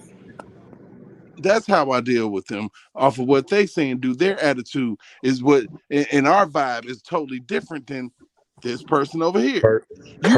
You can't treat a Joycelyn Savage like you would treat an Azriel Clary. Exactly. You can't do it. That's why it came down. You're not gonna treat your hoe how you treat your housewife. Never that. Exactly. We can't cut off now. We can't cut off y'all because the chat gonna get on y'all ass about the cutoffs now. What up, Dean? My brother. What up, lavish lady? So I 100% agree. Dean. What's up, mama love? How you? I'm doing well. How you doing? Hey, panel. I'm sorry, I didn't even. That's good. How you, Uncle Muse? How you, Uncle D? How you? You came in the house through the window, nephew. You ain't even ring the bell. I crept through the window. Man, nephew almost pulled that thing out, man. You kind of rattled me. I'm like, man, pull this and got in your crib, man. Don't shoot. I came here in peace. I'm just checking. That was a great question, though, but that's true. Yeah. No man will ever date a woman the same as they date another woman. Some women deserve flowers, some don't. Right. Some like to go out to eat, some like to Netflix chill. Right. So you can't treat that the same way. Yeah. Well, that was the biggest red flag for me. Watching this case play out when I heard all the women, and there was so many of them at one time, but everybody had the same story. I knew it was something fishy about it because the first thing that came to mind is, well, a man ain't finna treat every woman the same. I call BS on that. But you know what's so crazy? When you watch Surviving R.KELLY, they all painted him like he was this monster, and Hallie Calhoun was the only one that said, I don't know what y'all talking about. Like basically that's what she was saying. Like all that extra shit he ain't do to me. But she got her goofy ass up on the stand and told some bullshit and had some footage of her smearing quote unquote shit on herself. Hallie took the stand? Yeah. No, Hallie What? had I don't do that. it was Yeah. No, it was a she coming tape to New York. She coming where to New York. he grabbed her or something to that effect. No, no, no. He actually grabbed her and broke her chain. Yeah, Yeah, yeah. Supposedly they was at a that was party. Hallie. But there was supposed to be some video of her, doing scat sex. Oh, Mm. Yeah, while listening to "Come Fly with Me" by Frank Sinatra. oh, wow. Mm. But people don't Yeah, understand that it. was her. That was her, the one that they said that was the one that they said that he supposed to been told about stealing, well, taking the damn watch, taking whatever, and say, people come up missing for doing stuff like that. Now you talking They about say Lisa? you ain't gonna see. They were like, you ain't gonna see him in the video, but you gotta listen. Just listen at the conversation that's being had. And But the for crazy them to thing, say the man had cameras in the house here, well, how the fuck they didn't catch nothing on camera? That shit, like, it's just mind boggling. right? You're All gonna these show are you just a video. Hold on, I thought that's what he told Lisa Van Allen when she stole the chain and the watch. Lisa Van Allen went in goddamn she went in goddamn New York. That shit was played in New York court.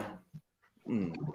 Yeah, she was. Remember, she's the one that had to get to come back to the court. She wasn't come back. No, that's She did Chicago. it. Lisa was in Chicago. Oh, She wasn't in New Yeah, okay. York. That shit happened. but that's what supposedly they said that in Chicago supposedly that's what he said to Lisa too. Something about That's what that happened. What Chicago? That shit happened in Chicago. In New York, they said they were gonna play a video. It was gonna be an audio. They wanted the Right. people to listen. And in the audio they played, they say you can hear Mr. Kelly threatening someone for doing whatever they did. People come up missing for it. I'm telling you, all this shit was being Right. repeated within both cases. Right. that's all I just say. Lisa, What type? then you just hear the woman, Tracy Sampson, just came out and said that she told the government about Lisa Van Allen taking their stories and shit like that. That's crazy. You ain't see that? man. Nah, I ain't see that. I want to see that. Hold on, just a second. Let me see if I still got it. But Hallie, they say he had got her an apartment in some apartment and some more shit. I'm gonna have to get he that was paying her screenshot and bill. put it up there. And when she wanted to dip, he literally paid for her plane fare, man, and made sure she got where she needed to be. And then when she decided she didn't want to go, he let her come back to the crib. Facts. She's not doing that. She's not doing She that. had an Uber account hooked up to his bank and shit, everything. But Hallie, she wasn't no good. And these females weren't victims, man. Yo, y'all seen what you call it? Yo, I can't believe y'all hope Kel's appealing that recent thing about Shorty about to get the $4 million. Like, she only getting that by default. It's a default judgment, so he can challenge it. That's why Jennifer Bongini gonna challenge it. But yo, that's crazy. That's the same way Suge Knight lost all his money. It was a default. That's how he lost the whole. They say he had 300 M's in the account. He lost the whole thing on a default judgment. I guess who got it? The government. Yep. Yep, see, we got it's so crazy, right? You claiming this shit happened to you, and this is why people have to understand how important it Kim Fox dropping this state case. You say that this shit happened to these victims. You drop the state case, but the victim go and file a civil case against Sony dealing with R. Kelly, and then she win on the civil case. How? How do you drop the criminal case and then you win a civil case? Now, if you would have won your criminal case, then it would have been seal shit, airtight. You can't do nothing. You won you gonna win your civil case. But the fact that you won the civil case and your state case got thrown out, now you ain't finna get no money. But they done all this shit ass backwards, man. The last case that got hit the docket went first. Facts. Yeah. Facts. That shit was crazy. But the thing was, but But then even when we look at jurisdiction, right? Jennifer got so many grounds to like point out, like with Geronda Pace, who never left Why the Chicago, hell was she in but that she's case? a part of the fucking case in New York. Never traveled nowhere. If she ain't went nowhere, and that's crazy. Hell. That's why the judge, when he looked at everything, Lennon Weber, he was like, yo, this don't make no sense. He was like, yo, y'all should have just had left everything all in Chicago. The only thing was what you call it was what's her name was Faith. And not for nothing, New York State could have just tried to charge him on a state level for that. No, and that was because somebody up high in New York was pissed. And Of course. And most of your record labels are housed in fucking what? New York. Yo, D, and it's crazy. And it's crazy. It's crazy. Mother got on her butt for leaving R. Kelly house. What was you about to say? I can't wait till R. Kelly get out and write this story and put this shit together for the whole world, man, because I just can't wait. Now I was saying it's crazy how what you call it. You saying crazy like you saying how most of these are housed in New York, and I drove past Warner Bros and fucking Sony's office. Was it yesterday? Like directly, like you mentioned it, and I drove right past they shits just yesterday. I mean, these motherfuckers is right in New York. You know what I'm saying? Right? And these is powerful ass people with influence. Yo, D. What people don't understand is like, yo, all them buildings in New York City that's worth hundreds of millions. Like we talking about these buildings that's worth yo. I was telling Vine months ago. I say, yo, if you want a little square box in Manhattan, a little box just to live in, we talking about a studio. You know how much that shit is? My cousin was paying $6,600 starting. Just to live in Manhattan, just to live in a box. We're not talking about you getting a 1-bedroom, a 2-bedroom. We're talking about a box just to live in Manhattan. And you know who own all them buildings? The Jews. Mm-hmm. You just saw they sold the Flatiron building. They sold that. It was fake a come up. They sold it for $190 million at auction.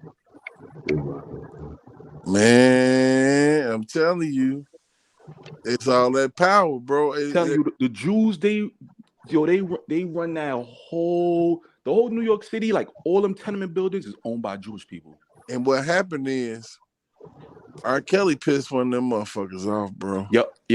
I said him and Harvey, they're going through what they're going through.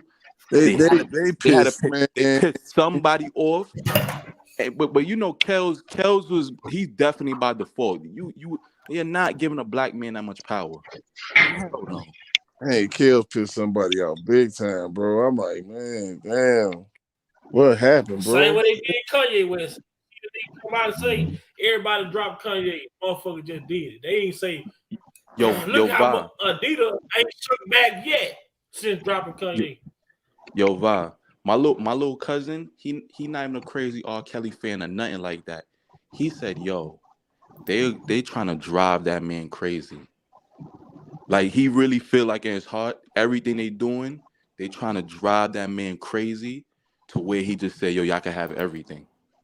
I'm telling you, Pete, yo, I'm telling everybody, they're going to slowly ease R. Kelly back into the radio and right back into all of. Come on, man, you can turn on the radio at any moment and hear. And it's crazy. You still like down south in Midwest. You still, I be seeing people on Twitter be like showing like the radio. They still play Kells. Man, he in Chi-Town, man. That's all they do, DJ. They still playing him, bro. They didn't put back in rotation.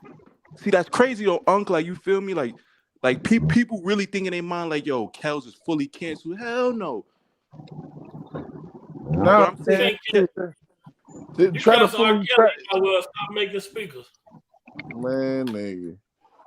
And the thing about it is, it's so crazy because that nigga been locked up, man. And he been putting pen to paper because he writing about all this shit that's going on with the BOP. Mm-hmm. I trust the nigga handwriting. Shit. He understand this shit. Fuck. Nigga say, stop it. They acting like this ain't no big deal.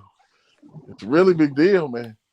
Lady that fucked my shit, Tasha K out here running from apologizing. Now I'm sorry. You need to apologize to one more motherfucker that you made a little bread off of. You need to get down on your hands and knees and say, R. Kelly, please. But yo, D, you know what's so crazy?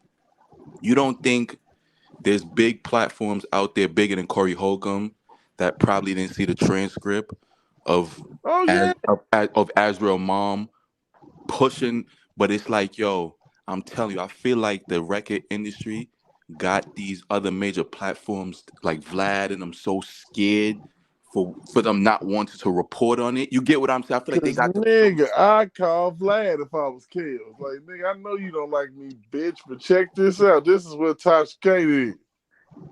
And the funny part is, Vlad. I was watching a thing with Vlad. He said, yo, no funny shit. He said, what you call it?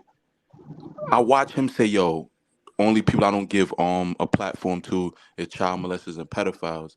But then he said, at one point, he said he was supposed to do an interview with R. Kelly, where their case may be, and then some like last minute they backed out, where their case may be. I'm telling you, Kels, I'm not gonna lie, if Kels get, like, you feel me, give him, like, you feel me, that's gonna break the internet right there. I wouldn't want to see that. I wouldn't want to see that, and I wouldn't accept that invitation. Nah, I wouldn't either, because I don't like the way he badmouth him. You get what I'm saying? I agree with you on that, Unc. I can say a whole lot of more stuff about that dude, but I'm gonna leave that right and let it breathe for the sake of nephew platform. But I'm just saying, like, if he was to do that, he gonna break the internet. He don't need him. He don't need him. He don't need him. He don't need him. I agree. No, he definitely don't. He did perfectly fine. Let me say this, bro. Let me say this, and Derek gonna back me up. Derek gonna back me up. Here's what I'm saying, bro. Please hear what I'm saying, bro. I said this out of my forehead, man, in the atmosphere. And then I strolled one day on YouTube, and I noticed, I said, Corey Holcomb received phone call from R.KELLY. I said, what? I said, I was saying that. And he was on the other one of Big Vibes live, and J-Rock was on. And I said, J-Rock, he said, man, you said you did do that. You did say that. And I said that because of him being an independent thinker, him having a backbone. He don't bite his tongue. He stand on his principles. Whether you like his artistry or what, ain't got nothing to do with none of that. And I know he was different, and he wasn't so much tied to the industry per se like that. I said, man, if he can kind of get the and know really what's going on behind the scenes, I said, man, that'd be huge. Turn around, and it became true. I ain't gonna lie, Corey Holcomb should did numbers.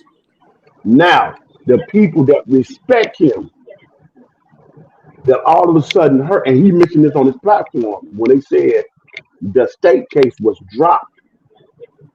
That was a huge impact with them, because they talking about that. It's bringing, like Derek said, it's bringing more questions.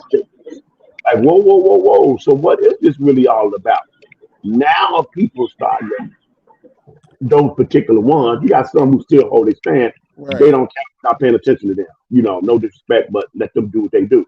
Right. But the ones who on the fence, they say, wait. I thought y'all said, y'all told, wait a minute, that ain't about nothing. He's not actually being charged with that. So what is this? And that got the ball rolling. Now you have it. We at where we at today. And so now he's been done a lot of more, Storm and the other, and the Rick Party. Him and Rick had a long time relationship back in the day. You know what I mean? So Rick is still respected in the game now. You know what I'm saying? And that was huge. And so now all the people that was making all that noise, where y'all at? Oh, you still got Batman still. Now and then he'll pop up and, his curl juice be dripping. But other than that, you really don't see nobody really doing nothing. You know what I mean? I yield back. That's my little 2 cents. No, I agree with you. I agree with what you call it. But Vlad, like, I ain't gonna lie. You been splitting in that nigga slaying that nigga name for years. But I ain't gonna lie, it really kind of wouldn't really shock me if he did do it though. I'm gonna be honest. But see what I'm saying, Dean? Do you hear people that put their mouth on something, well, like Derek said, without going and trying to investigate true journalism, true journalism? Mm-hmm. They don't do that no more. Of course. Watch said itself is who got the quickest story or who can beat the next person out the quickest. It don't matter who it slander, who it hurt, who it destroyed. That's the time we living in now. That's 100% agree with you, As long as you're on that journey to do that, you can get a bag, man. You can get notoriety, you get fame for screwing a person's life over when they innocent, when you shouldn't be touching this. You can come up and get a bag, bro, on this. Facts. People come up missing like that, bro. Stuff happened to you, man. You reap what you sow in this life, man. Whatever the dirt you didn't drop, whatever the malicious, evil intent and conniving, low down, grimy stuff you done did, that's coming back on you 10, 100 folks. It's sketched in life like that. It's a principle, man. It's a principle in life. It might not catch you right away, but it's going to get you. And it still gives you an opportunity to right the wrongs you done did. And if you still refuse to do that and you hold on to that rebellious spirit within you, then that in and of itself going to take you out. However it takes you out, whatever that looks like. And I yield back. Somebody snoring?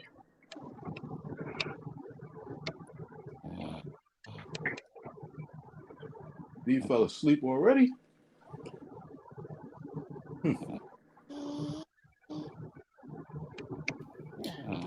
Man, we got Corey Holcomb response to Tasha K. Let's see. Let's see how this turns out. Oh wow, I didn't see that. He probably was acting like a chef on that one. Yeah, you don't? Okay, well, listen, let me refresh your memory.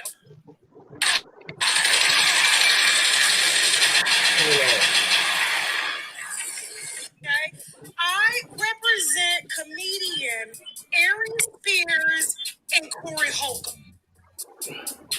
Now you do. Yes, I know. The over-the-top lady that's always, raising hell at their comedy shows, because I know you guys are always trying to find new talent. And listen, I know before you hang up, I know I caught you at a bad time, and I want to run something past you, okay? I have an idea. I have something really big. My clients and I wanted to pitch this to you. Okay, just give me 5 minutes. That's all I need. So Aries Spears, Corey Holcomb, Netflix comedy special on Parental. Yes, this has never ever been done in the history of comedy specials. Okay, so get this. All right, this is for and by. All right, this is going to be the first ever done in the history of comedy. Okay, a Netflix special done by for in support of, and I want to shoot it in the prison. Yes, you know why? Because my client Corey Holcomb, oh man, he's been in the comedy sector for a long time, very very long time. Okay, he's been grinding, he's been pushing, and I know that you've seen him, and he's not quite Netflix ready, but I think given his recent interview with R.KELLY, this is gonna make for a win-win situation. We can even have R.KELLY open up. Greg, listen to me. Listen to me before you hang up. Listen to me, okay? Listen. Need love too. Need support too. Okay? Yeah, you got all the jokes in the world, you Pinocchio looking bitch. Do you know they're sitting in prisons right now?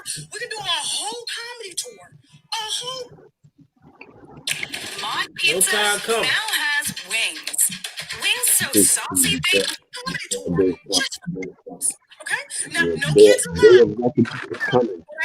In order to keep the spirit among the in prison and then during Netflix specials, they've been waiting their entire lives for this moment. Extremely big. Extremely huge. This is a big thing. This is what they work their entire lives for. You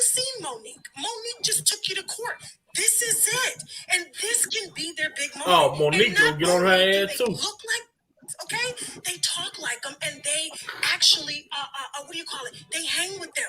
I mean, just me hearing a phone call between my client Corey and R.KELLY, they're really building something together. I'm telling you, this could be huge. And R.KELLY, She sound like Tail Savage. this is going to bring millions of views just based off of it alone.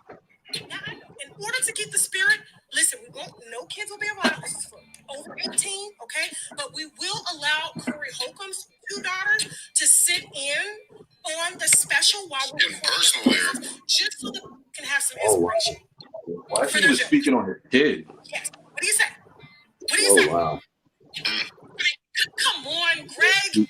They look like, I mean, Corey looks just like the uncle that my mom forbid me to sit on the lap of. Come on.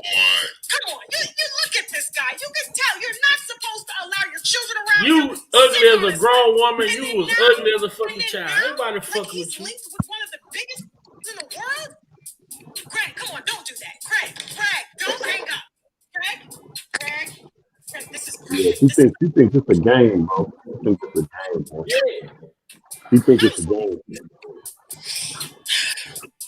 Just gonna head over. I'm gonna go see what Tasha K Live got going on, and maybe I can get Netflix to pick this up, okay? Now I gotta go. Bye. Netflix ain't fucking with you. Yeah, that's crazy, man. Yeah, she kind of went over the line there, man.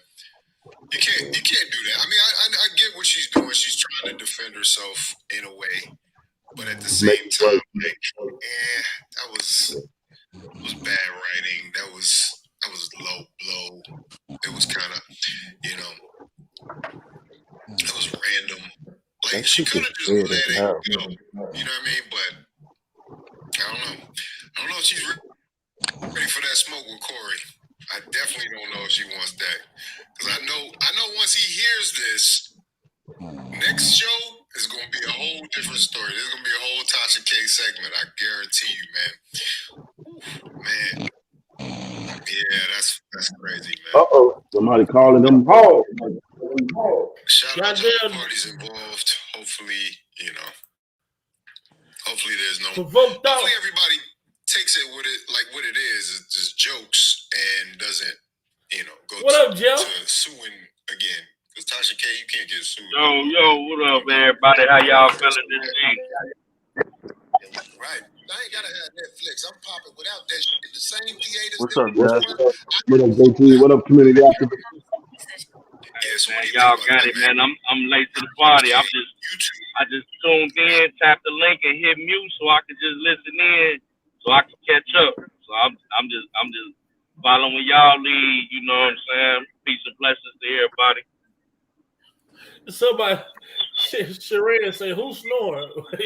That's our the minute I told him Derek come in hot, but he leave cold in a motherfucker. Derek come in hot, but he gonna leave cold. He said, strong start, boy. What they doing in relay race? You need that person in front. They start off fast. That's all you need to do. They can't be the one in the back for the finish. They say it ain't so. Say Derek and them. Say provoke thoughts. They ain't sitting back dreaming about some thoughts.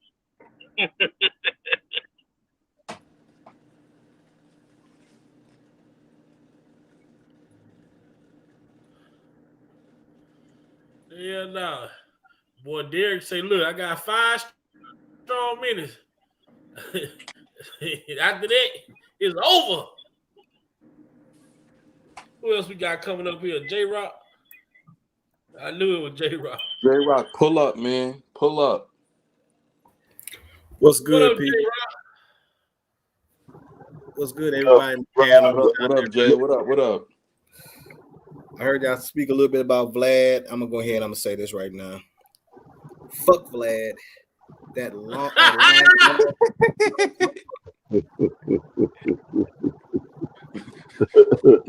that man wouldn't know that man wouldn't know integrity if it crawled up his ass and died there. Man, you better say it, man. You better say it. And I don't know why we, J-Rock, I don't know why we keep going on there. I don't get that. I don't know what kind of pull he got for us to keep going on that platform. But after all the bullshit he done pulled and all the snide undercover shade he's been trying to throw on R. Kelly's way, he'll be lucky. He'll be lucky if he can get the toilet tissue after I wipe my ass before I even get the damn interview with him on any level. Yeah, dude, pretty low, man. He's pretty low, dude. Human being, man. He's the lowest piece of human being dirt I've ever came across, boy, in my life, man. You know what I mean? He deserved to be on his own island by himself with a block of ice. Real talk, dude. Real talk. I think Vlad stole Humpty's nose from Digital Underground and tried to pass himself over to be accepted in hip hop. Yeah, that dude has said all kind of shit, and then had Lisa Van Allen on his damn that was video on this platform, and then she basically up there talk about, and then that was the interview when she said, "Well, I didn't steal his Rolex; he left it there." Bitch, it ain't yours. What the fuck? Thank you, J-Rock. Yeah, that's what a thief is. Sound like a crackhead to me. Yeah, and your Joe Brown voice. I don't know what's up with Kel. He just love these drug addict women. Azriello coked up, Lisa Allen a fiend, Asante McGee definitely a fiend. Hey, look, I went back and I was watching something. The little fight shit broke out when they was in the hallway. When she started tagging Joy was streaming, she on coke. She what, yo? You ain't see her? He was wilding. Joy said she on coke. He was geeking, bro. She riding that white horse, huh? And white horse, man. Little boy say, I know a crackhead when I see one. Got to put on mute, nephew. I'm winding down. Gonna get ready to punch out in 16 minutes. I know a crackhead when I see one.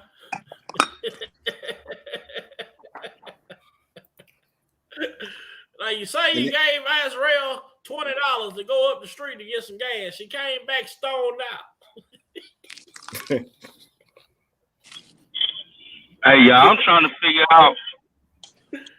figure out who that is connected with the BOP, that is connected with Tasha K for her to even get those emails. Like, she said supposedly her dad was a ex-BOP officer, some shit. Man, I think this BOP officer person is a fucking is a stumbling block. I think it's more of a direct connection than it is a person in the middle. You know what I'm saying? Yeah, I agree, bro. I think that's a deflection. I think that whole BOP narrative. The Bureau of Prison protecting a worker. This is a whole fucking lawsuit, man. Facts. And they protecting this worker, supposedly a worker, to the point to where even Tasha K admitted to the crime that she committed, and she's still free. So at this point, there's got to be some inside upper level type shit. Why is she so comfortable moving around, knowing that you committed a fucking federal offense? So you saying that the BOP? So you trying to say that the BOP officer? So you trying to say that the BOP officer more or less is a fictional character like the Tooth Fairy? Yeah, kind of like Pied Piper 312. Like Boss Baby. Right. Now, now Pied Piper 312, who said that the Federal Homeland Security advised her to make the burner email account. But how what a coincidence that the burner email account that you made, you named the burner email account Pied Piper 312 to communicate with Boss Baby. That's some weirdo shit. You see what I'm saying? Who is the Pied Piper? R. Kelly. What do the 312 stand for? Chicago. Right, like a prosecutor sitting up there deliberately, doing something like that, man, that's weird as hell. That don't make sense, man. A lot of this shit that they done don't make sense. I think what we are doing is putting the BOP on notice of what took place. But what people are not looking at is this, right? Jennifer Bonjean didn't request this investigation. None of his lawyers prior to Jennifer Bonjean requested this investigation. The BOP brought this investigation to his attention. So with that being said, why, if they figured there was something illegal going on, why would they bring it to his attention just not to give him all of the discovery? Facts. You have to understand this. Then you got to look at this now. He say, this is R. Kelly words. So that people, and I'm not the most important thinker in the world, right? He say this lady was like a judge in the Bureau of Prisons. So did somebody tell him that? Because they say that the lady who accessed his records was from a whole nother state. So how would he know that lady's position? Unless somebody they putting this shit out purposely, man. They are doing what they're doing on purpose. Now what they can't do, what they can't deny, is what Tasha K did. They probably, I don't know if they told her to go ahead, to do it or however she went about it. But the fact that she came on her platform and admitted to this shit, it still raised more questions, because how would he know that the woman was something like a judge in the Bureau of Prison if she accessed this shit from a whole nother prison? In order to get that information, you have to know a name. Somebody's talking about something somewhere. I just, to me, it seemed like this Officer A is some send-off shit, man. To me. That's just my opinion, man, because it's not making sense to me. Yeah, that's what I'm saying. I totally agree, because had it been a real person, they would have produced that individual by now. With all this pressure being put, they would have if they even had to just put somebody out there that they can point at and be like, look, this is the person, and behind the scenes, we're gonna do whatever. We're not gonna like you. Well, we just need you to take the fall for it. I think that they would have been did that by now if it was really somebody that it don't make sense. No, they say the person who accessed his jail record was from Wisconsin, Parch. Because you got to think about this, Parch. If the person who accessed the jail records was a judge in the Bureau of Prisons in Chicago, that's easy to find out. This nigga's in prison. If this is prison judge, shit, you can ask anybody who this is. That's what makes it so difficult to look for the name. If there was a prison judge in Chicago, it wouldn't be hard to know who this woman that saw every motherfucking inmate in here. Mm-hmm. But the simple fact, if you're a disciplinary judge, it's niggas in that prison that know who that judge is. Because prison shit go down every day. Before she got fired, the 6 months of her being hired, being at that facility. But they sent her. This lady was at the Thomas some facility. There's a federal correctional facility in some part of Wisconsin that was accessing his records.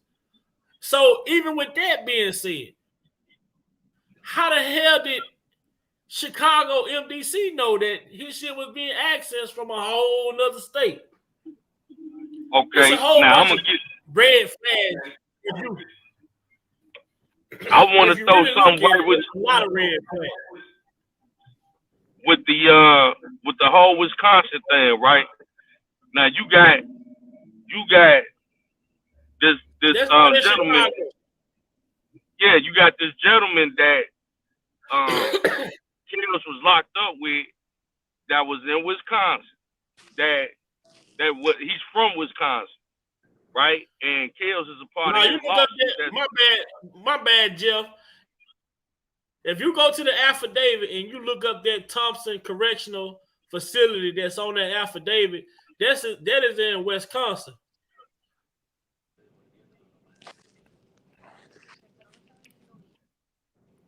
Go ahead, Jeff. Yeah, so we now finding out that Kills is a part of this major lawsuit in conjunction with this other inmate that was incarcerated in the MCC and was brutalized by correctional officers and has a major lawsuit, and Kills signed off on that back in 2019. Now that particular individual is from Milwaukee, Wisconsin. I'm just saying all this stuff happened in 2019 with the BOP.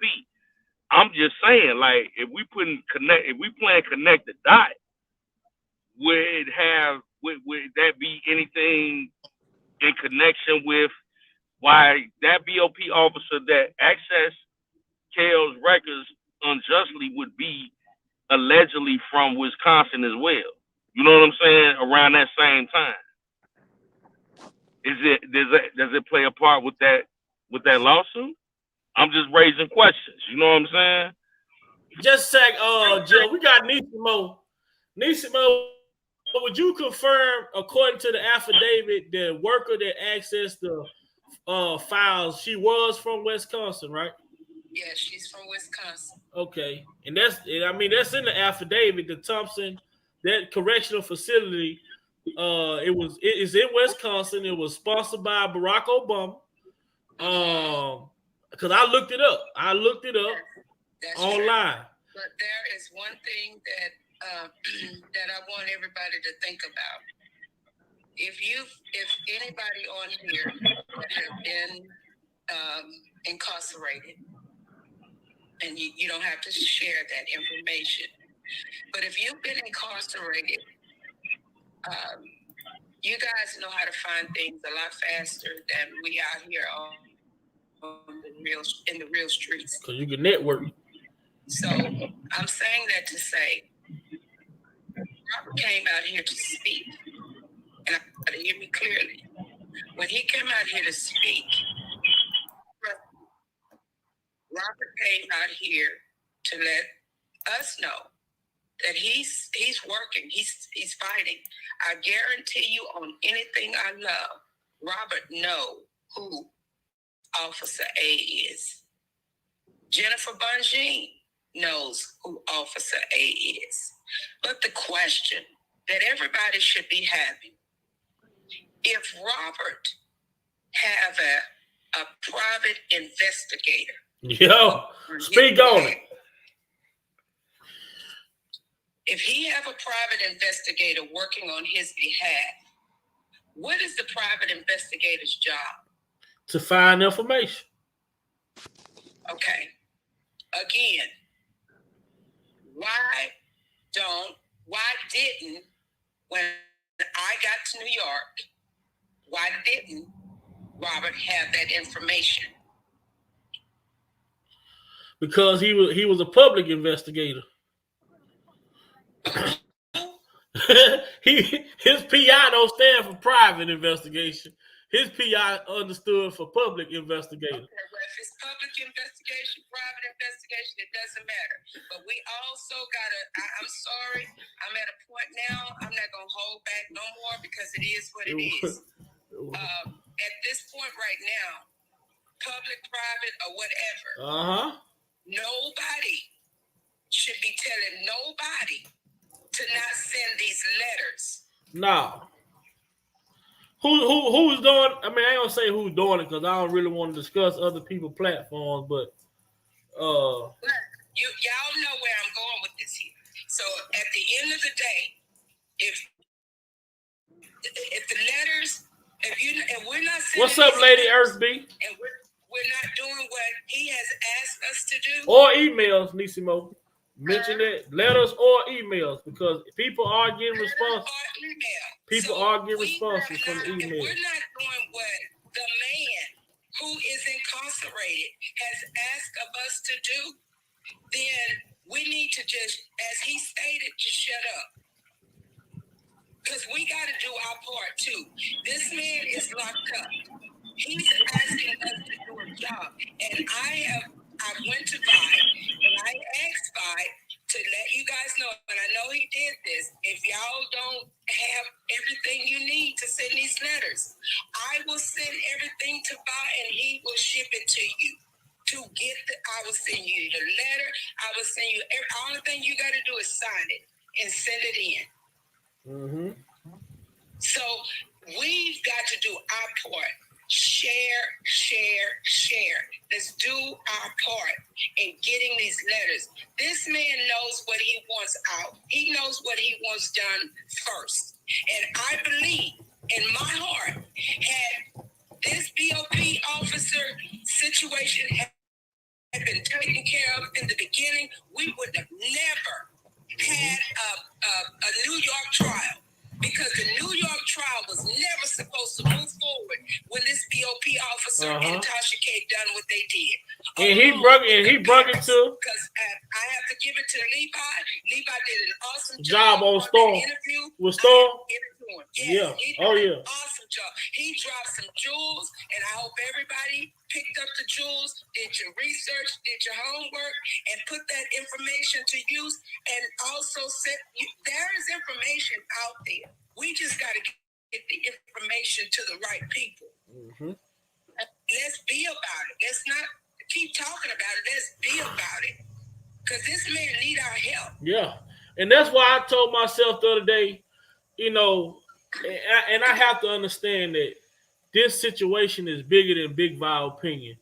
And I understand that people, don't associate me with a motherfucker on this internet that's out here doing what they choose to do to benefit their agenda.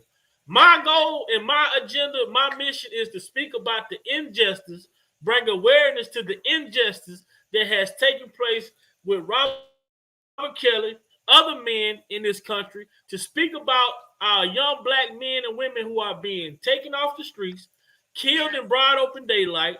This is my purpose.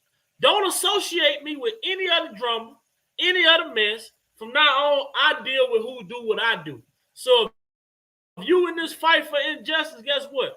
I'm in this fight with you. I don't give a damn who you don't like and who don't like you. That's not my problem. I'm Big Vi, and this is my statement moving forward. I don't know if y'all saw what I said, y'all. They just snatched another one of ours off the street behind some bull crap. This man is not fighting. I don't know his name offhand, but I'll put it in the chat. But this man, another one of our artists, is snatched off the street. But pretty much the same crap that Rob is down for. This is serious. We've been saying this since 2019.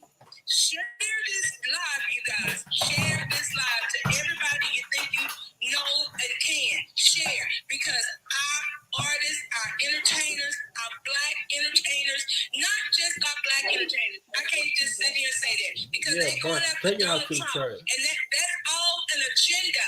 It's an agenda. But I promise y'all, the agenda is never for theirs. It's always for ours. Mm-hmm. They still celebrating their people and icons each and every day, and that's the thing that people have to understand. Like it don't take a rocket scientist to understand, and that's why when I did the 24-hour live, I thought the 24-hour live was a good idea because guess what?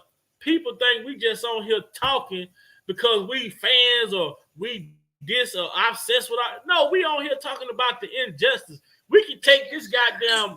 We can. And you can't break the law to get a conviction. Yeah, we can take this R.KELLY conversation any motherfucking way y'all wanna take it. Y'all wanna take it legal? Y'all wanna take it street? Y'all wanna take it to the court? How y'all wanna talk? How y'all wanna talk about it? Y'all wanna talk about it straight up? Because when I give it to you straight up, I'm gonna talk about the fucking responsibility of the people who put these motherfuckers in position to even come after this man. Thank you. And that's everybody that is involved. They want to call motherfuckers enable. They didn't enable nothing but for this man to be locked the fuck up for their crimes. And my thing is, I am never, and I'm serious. When I heard a little bit of something the other day that kind of vexed my spirit. No, Robert needs all of his money. That man worked. He worked, but he didn't get out there and talk his money off. He worked. And because he got out there and worked, everything he worked for, he deserved to get it. But what I have a problem with is everything I worked for, y'all want to take my money to give it to a hustler that's out here trying to figure out how they can get a lifetime of Section 8. I got a problem with that. And I'm going to keep saying it. But shout out, I mean, I don't even say shout out to him. I ain't gonna shout him out, but thanks, I mean, Judge Linen-Weber for being understanding when it mattered. For being understanding when it mattered the most. And realizing that these people, like we say, we never have yet to hear one of these so-called victims say that R. Kelly abused them. They didn't even say he raped them. Never. Nobody said he raped them. Not one time. Willing participants where you want it to be until the money stops. And why did the money stop? Always follow the money. Well, you know, we live in an era though where people, you know, it's that I don't like you. So just like they say to go along, get along game, it's the same shit. It's the same way with people when they don't like you. I don't like you because that person don't like you. Oh, they don't like you, so I don't like you. So why you don't like me? I don't know, because they don't like you. What the fuck that supposed to mean? You know what I'm saying? But one question is I said, who brought their justice? shit, Michael Avenatti in Greenberg, sponsored by Gayle King and motherfucking Oprah Winfrey. And why the fuck R. Kelly didn't get none of that $2 million that he got paid for getting R. Kelly to do that interview? Did it work for him? Did it work for him? But can you see my point of asking that question? Did it work? No, but you see the real setup he was trying to do. Go back to what he was trying to get R. Kelly to give him $2,500 to get some R. Kelly people to give him $2,500, say that he can give Robert a phone in the inside of the jail, just so he can go and call the warden and tell the warden that he got a phone and get him caught up. So the question: did it work out for you? Did it work out for him? See, the same hand that put you in position to do corrupt stuff will be the same hand that come back and bite you in the end. The people never had your best interest at heart. First of all, look in the mirror, dude. You're a black man. Yep, they want you to be the foul guy. That really hate black men. Black women hate black men. Ooh, Jesus. Well, dude, Jesus. Well, I don't know. Since you said that like that, I don't know, Nisimo. I don't know. I'm real black women that hate black men, and that's serious. Well, the hate come when you got somebody come to a woman that's struggling month to month because she ain't got a job or she ain't doing. I mean, I'm not gonna put it. Hold on, Nisimo. Hold on, because I'm not gonna put it in that way. You got these women that dealt with R. Kelly that was getting just we gonna say on a salary, a $60,000 a year salary for doing shit. We ain't even talking about bonuses and incentives, which is birthdays and other shit, but $60,000 a year just for being with this man, and then you get greedy when someone put a bug in your ear, say, you know what? If you come out and say that he abused you, you can get $1 million. But R. Kelly can't read. Robert can't read. So how in the hell was he able to sign off on anything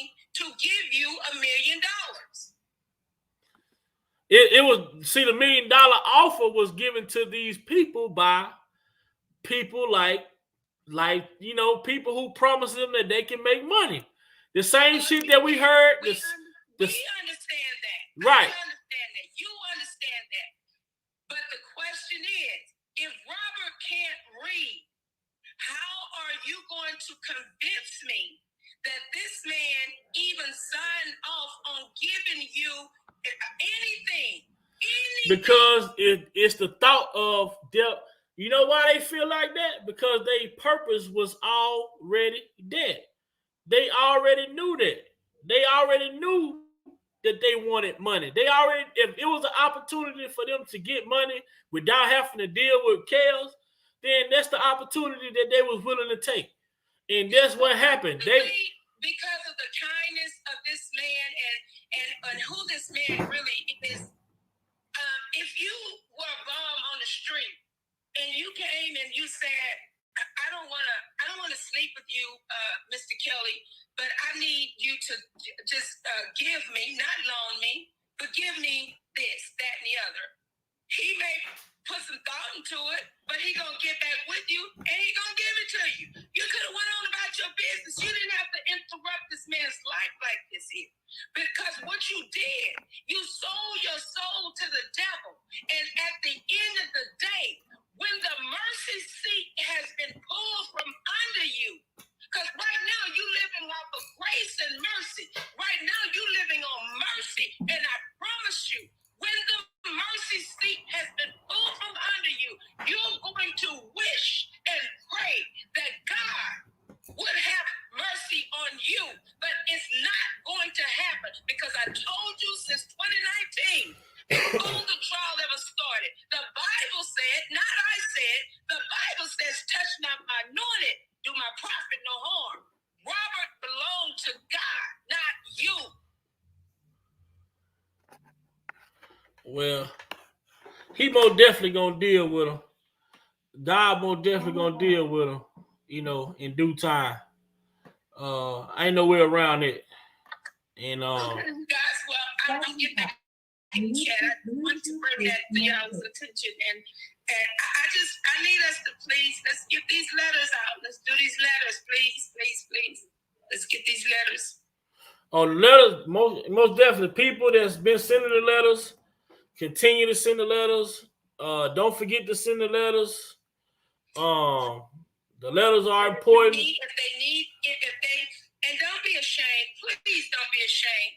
Just reach out to Vi, and I promise you, your secret is kept, and that information is not everybody's business. That information will be get to him. He'll get the information to you, and you can send this letter out. However, and it just as long as it's done.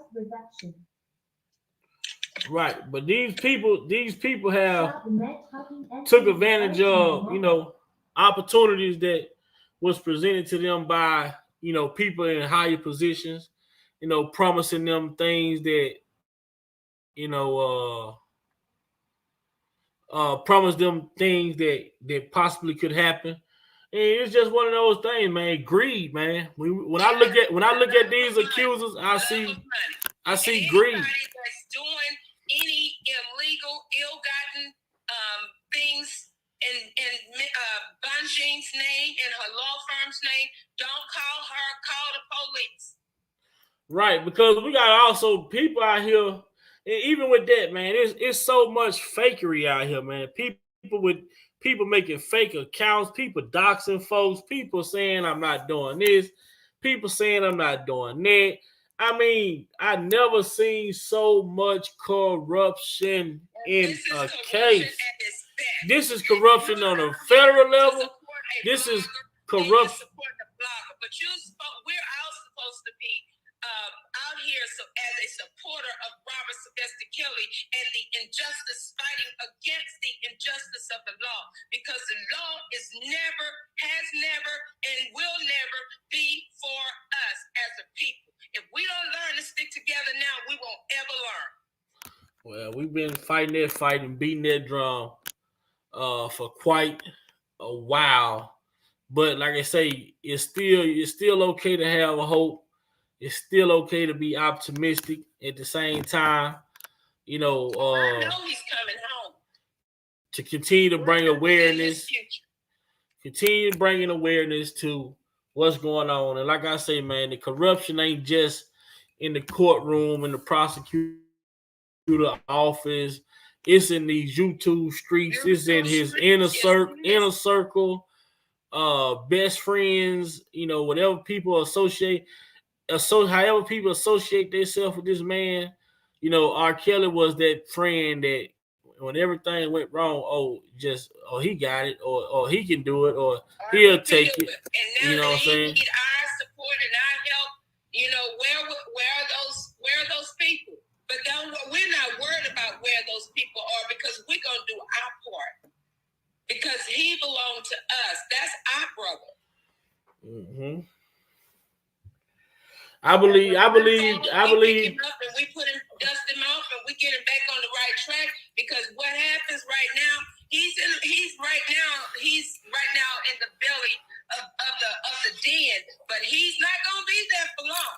I promise you that. Yeah. He's not gonna be. God is working on him. But like I say, it had to happen. It had to happen. He was at a point in his life where you don't have no. I tell my children, my mama used to tell me, and I know your mamas used to tell y'all, I am your friend. You don't have no friends out here. Mm-hmm. That's the thing about success, man. It comes with a lot to bear. And if you're not good at thinking on your feet, then you can easily get caught up in shit that you have to come back and try to untie yourself out of. And like you say, that's one of the things that with Kel that I look at out of everything that I take from this case is I take a man or a human being that's reached a point in their life, like I was saying earlier when I came on, we all gonna go through our trials and we all gonna have our tribulations. Ain't no way around it. We all reap what we sow. Whatever we put out, we gonna get it back. But don't mean that people, you can have bad karma come back on you from not shit that you did, just other people, just the people you done came across, the people you choose to associate yourself with. You are the company you keep, but at the same time, God will show you signs the way you have to separate yourself. And I'm seeing that even myself with my everyday life. I gotta separate myself from certain shit because if I don't, I'm gonna become a victim of it. And before I become a victim of it, I'm gonna do what it is that I need to do. I'm not gonna sit here and keep on seeing the signs clear as day and ignoring it like it don't exist. Then the shit come back to bite me. Every time that God allows us to go into a place of being uncomfortable. It's not all the time because we've done something wrong. It's because God wants our undivided attention. And when he wants your undivided attention, and he's been trying to get it, but you've been choosing to stay away from him reaching you, he will get it one way or the other.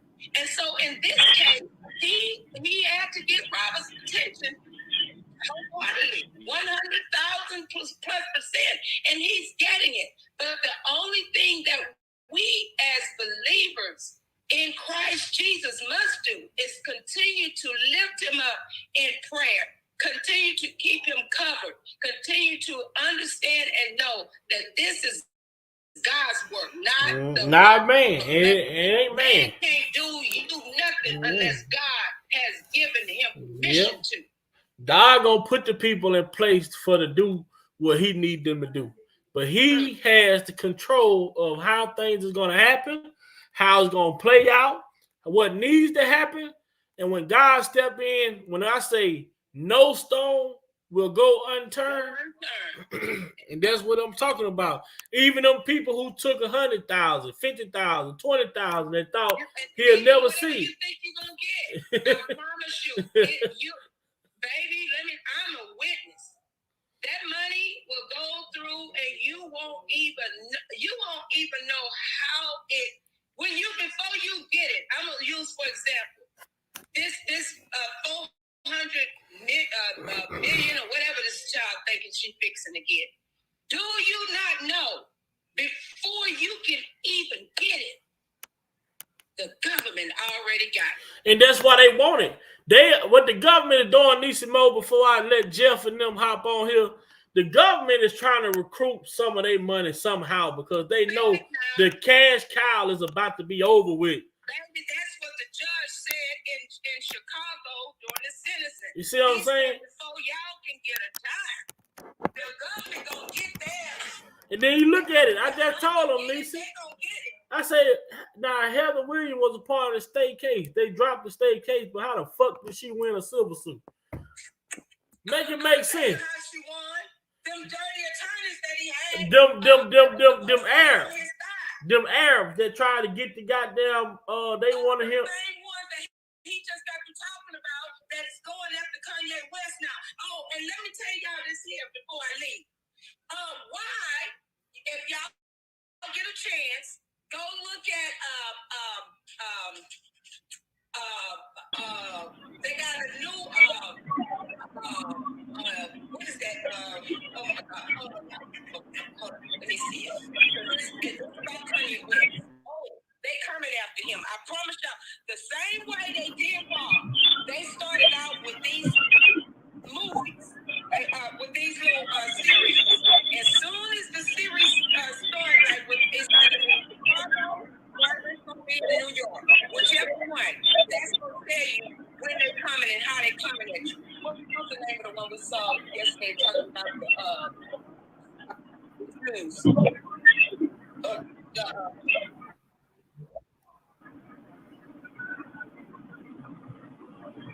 Yes, the one that I was telling you. I said, "Oh my God, this is about Kanye West."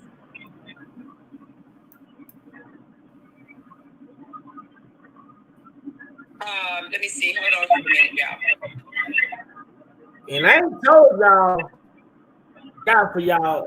I got a nice surprise coming. Law and order. Organized earth. Yes, the one law and order. I promise y'all, it's about Kanye West. I dedicate to you. And what they doing, they're saying, oh, I fear for my life and all of this craziness, as though Kanye is putting these people up to doing these illegal deeds and illegal things to these people. And so they are using these things on these little Chicago PD. I thought one of the two, but it's always they're giving you a heads up how they come.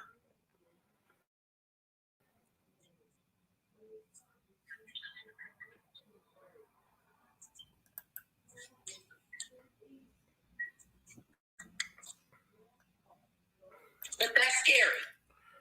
Yeah, but see, the thing is, they Adidas owed Kanye 1.something billion, right at $2 billion. So they gonna try to recruit that money any way they can possible. But Kanye was trying to get out of that with them, with Adidas and all of. He had been trying to get out. He said, "Agree." That's why he did what he did. He didn't want to be under them anyway. Agree. So they acting like they did something big. No, you did him a favor. This is what he wanted. He didn't want to be under you guys anymore. Period. Because he knew what y'all were about. And he was going to bring it to the forefront one way or the other.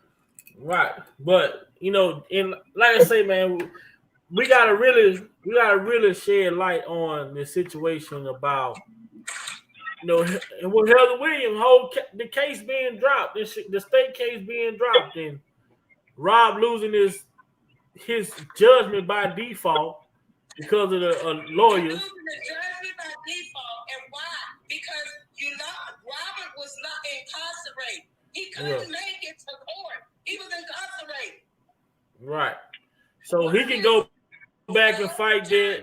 Was supposed to appear on his behalf. Remember, they all dropped out at the same time. Uh-huh. And what were they? Right. What were these people?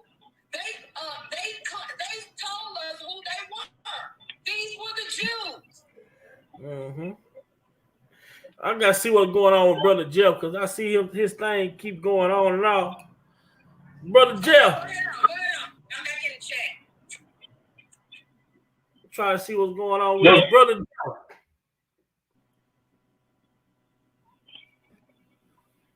What's going on?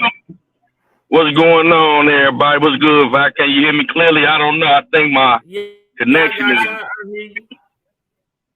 Yeah, I think my connection is kind of in and out because I'm driving right now. But I just was, listening to the exchange and that you and the sister Nisi Mo was having, and I was just taking note of everything and agree more. But if my connection goes out again, I my sincere apologies. But I was just speaking basically what with the whole BOP situation and what y'all said as far as that they know, Jennifer knows, Kells know, they have a great idea who that is. I'm kind of 50-50 with that. Because if that was the case, I think that that would have been exposed. I think that it's deeper than that. Just my opinion. I think that doesn't exist. I think from my vantage point, I feel as though that was the government, and that's a distraction that they're throwing out there. I could be wrong. If I'm wrong, I'm wrong. But Jeff, I think. I was on at some point recently I came to the same similar conclusion because I just don't see a fucking citizen being this protected. A regular citizen being this protected by the government. I mean, the reason why I said what I see, I already know it's the government. Remember the guy that jumped on Raw, when he went to court, he said the government told me to do it. This is what the government told me. The government been even I told them the other day we was on here. What did fuck did Azrael say? I didn't say that. The government said that. What did Roshona say? I didn't want to testify, but they tied my hands behind my back. And every witness that testified when they gave their speech in the had a written out letter, even the attorney that was speaking for when they did that sentencing shit, ain't no way goddamn Roshona Landfowl talk that way in that damn sentencing letter. She don't talk that way. And we know how she feel about Rob. So my question still remains, why do y'all want us to believe 318 in the building? What's happening? Well, the reason why, let me say this. The reason why I said Jennifer knows is because Jennifer knows how these people play, how to get, but what she's not going to do, she's not going to show them her whole hate. Facts. No, she and it, by it being a federal prison, I was telling somebody, you got inmates that know inmates. At some point, you can figure out somehow to say, like I was saying, shit. They do the pen pal shit, man. You can write goddamn inmate or something. You can look up inmates that was housed in that facility in 2019, around that time frame. I mean, there's only one discipline. I worked in R&D, and in R&D, I do intake. And I do export when they get ready to be released or either going to a TDC, federal facility, another federal facility. Okay, I see every documentation that goes in and out on every inmate. Every inmate, every employee that works there. I see all of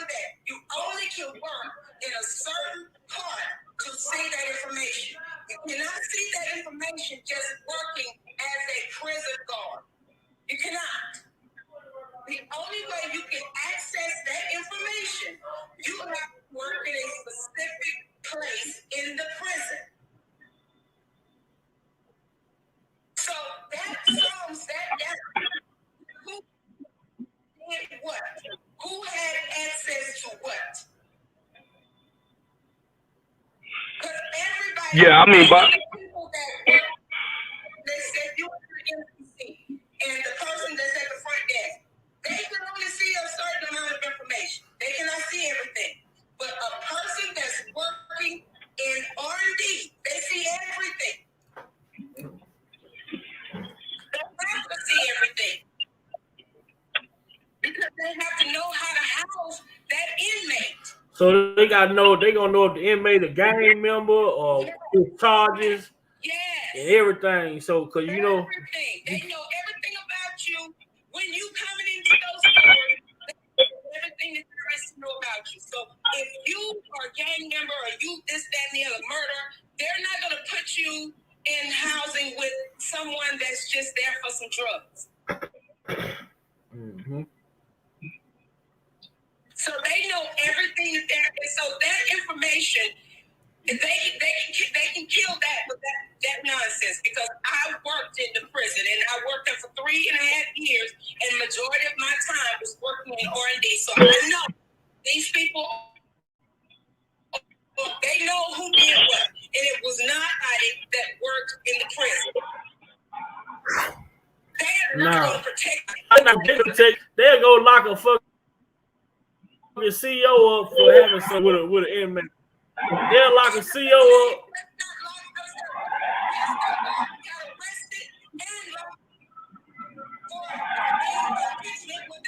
That's what I'm saying. They'll lock a CEO up for bringing country into the jail. Where there's cigarettes or weed or whatever. I mean, cell phone, anything. So you mean to tell me with a situation like this, they won't be fucking they won't be why they so hesitant to lock this person up? That's because the government is protecting the government. Yep. But I got something I'm finna introduce to y'all before I get up off of here. And I got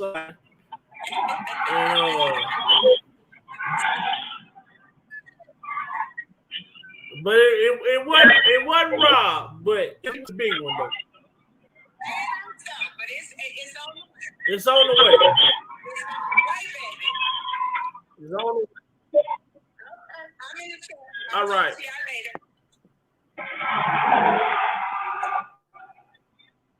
Let me see if I can share this screen right quick.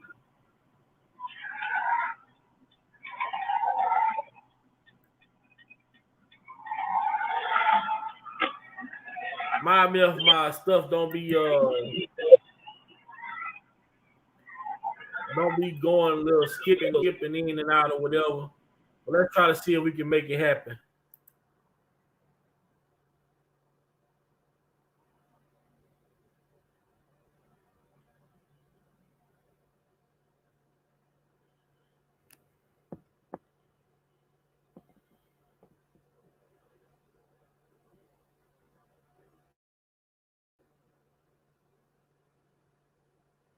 Let's see if we can make it happen.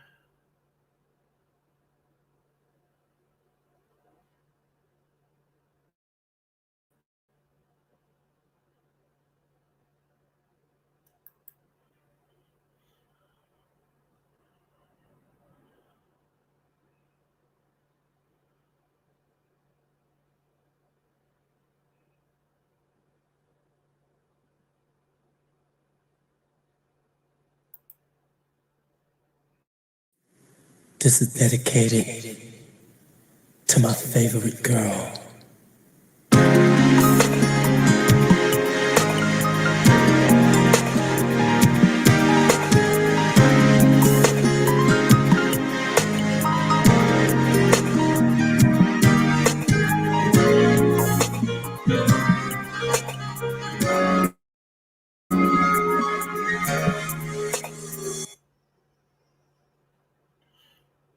buffer. Come on, man. I don't need you to work that much longer. About 15 more minutes.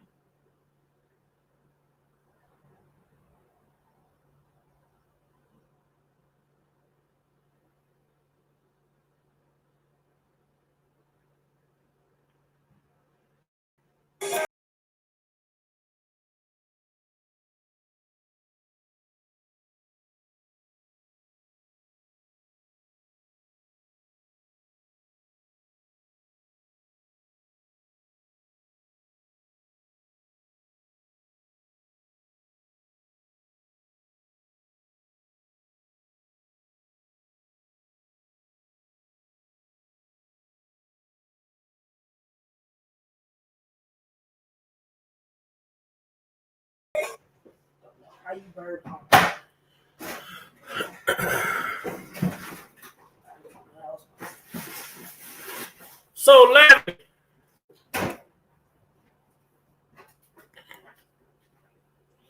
Yeah. Is Lavish Lady, you still on here? I'm here. Okay. So, everybody in the chat, I want to introduce y'all. We're gonna be talking to somebody coming up. Could you let the people know what we got going on? What we Well, got to come?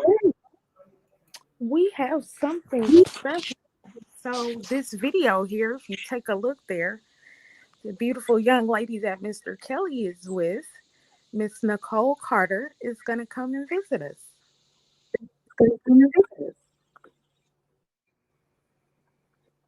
Can y'all hear me? It's giving feedback. I Can can y'all hear you. You can hear me? Hello? I can hear you. Oh, okay. So yes, we have that in the works. So you guys prepare for that interview. It's going to be awesome.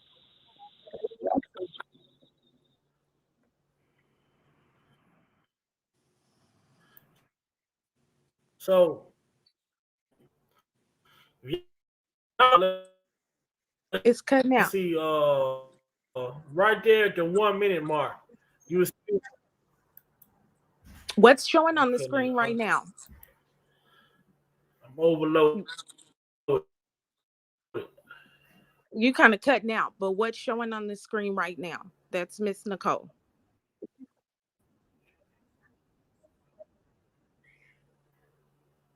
And she's also on YouTube. You guys can check out her music. You can look her up by her name, Nicole Carter. Just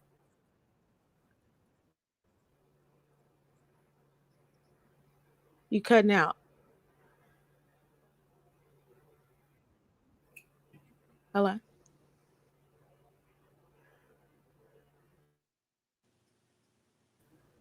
Hello? you hear me? I can't. It's cutting out.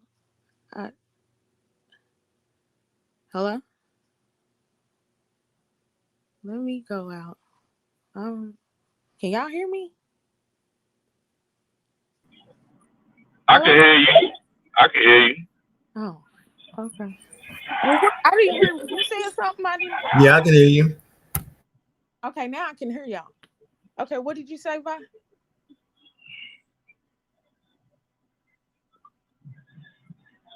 Did Vi say something, or am I tripping? I think he may be going in and out too. Is Connection he is kind saying of. something, or I don't know? I don't think so.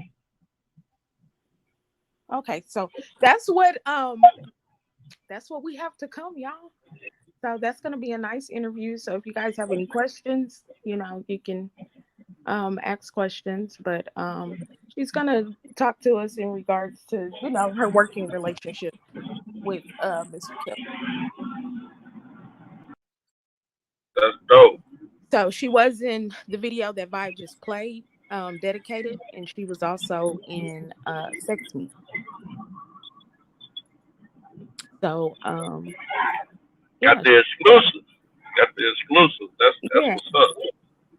She know Kells from like 93 Kells. So yeah, that's gonna be a pretty dope interview. And we'll let y'all know in advance so everybody can be present. Yeah, that's gonna be dope. When is She that? When is that interview? She been in the We trying to work she out. She reached out to me, trying to work out the dates right now. But she be in the chat, so y'all probably have seen her in the chat. At some point in time, y'all probably seen her in the chat.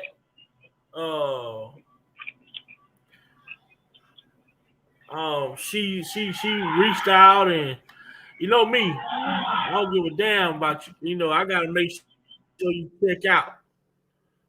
And so I made sure she, you know, when she hit me up, you know, I was like, well, hey, you know, she had emailed me her information and whatnot. Looked into it. What was the other video she was in? You already told him?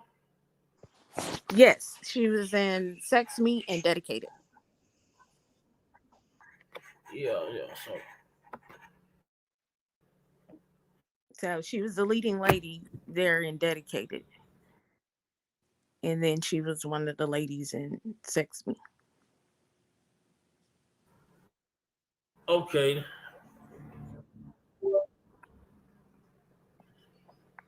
But yeah, we're working out Let me get off. details. And we'll let y'all know in advance. Via schedule it once they get their dates together. But it's gonna be dope, so don't miss it.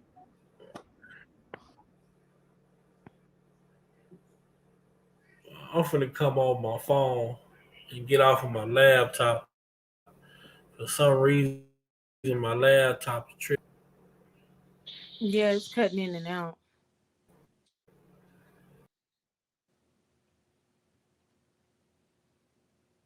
Okay, y'all. So Vibes going out, changing devices. But, hey, can y'all hear me now? Yes, that's better. Hey, I've been missing y'all. And they talking about, boy, look here. I don't get enough. I be on my channel. I still gotta build my equipment up a little bit better. So we don't have these type of mishaps. So, you know, a little bit at a time, you know, I'm doing this a little bit at a time, you know, trying to make it happen to bring y'all the best experience, you know. But one thing y'all better understand, one thing y'all need to know when y'all come over here, y'all gonna get it real, y'all gonna get it raw, and y'all gonna get it uncut. You know, that's pretty much, you know, how it is. But shout out to Nicole. She reached out. She emailed me. She spoke, and you know, she said that, you know, she spoke her experience working with Rob. She spoke about her experience working with Rob as a video vixen. She also has an interview as well that she did, you know, and you know, like I tell people, you know, talking about R. Kelly is a touchy subject, you know, and when people are put in a position to speak on R. Kelly, they try to speak from a position of they don't want to offend anyone, you know, but they want to talk about their experience, but then at the same time, they don't want to offend anyone as well. So when you're listening to these interviews that when people talk about working with Rob, you really have to be understanding of the position that that person is in when they're speaking, because it may sound or it may seem as if, you know, things are being said in a way, but you know, that they're not saying it the way that we would want them to see it. Just pretty much, let's just boil it down to that. It seems as though the people are not saying things in a way that we would want them to see it, but I understand that they have to be politically correct because they don't want to face the backlash or feel as though they're victim shaming or whatnot. But at the same time, Kells is the victim in this situation. I wish the world would have more sympathy for his for the situation involving him as they do for these alleged accusers, because you know, just because someone is an accuser doesn't make them a victim. You know what I'm saying? Just because you're an accuser doesn't make you a victim. You could have been the aggressor, but you went down and pressed charges first, so you could save your ass. You know what I'm saying? You see where I'm coming from? Just because you go down and accuse somebody of something, don't make you the victim. You could have been the aggressor in the situation, but you got down there before that person did. So now you playing victim.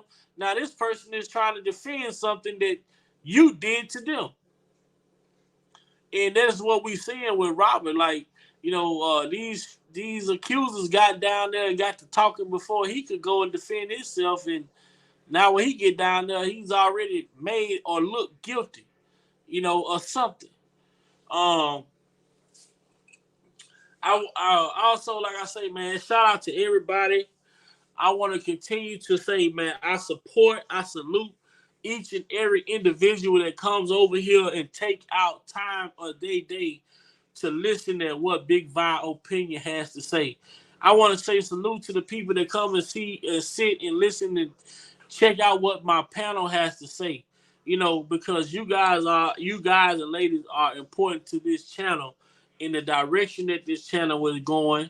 The way that this channel is going to grow is all about us having these type of conversations and you guys being able to share this information and not being afraid of sharing this information with folks, because y'all know that it's coming from a positive place, it's coming from a healthy place, and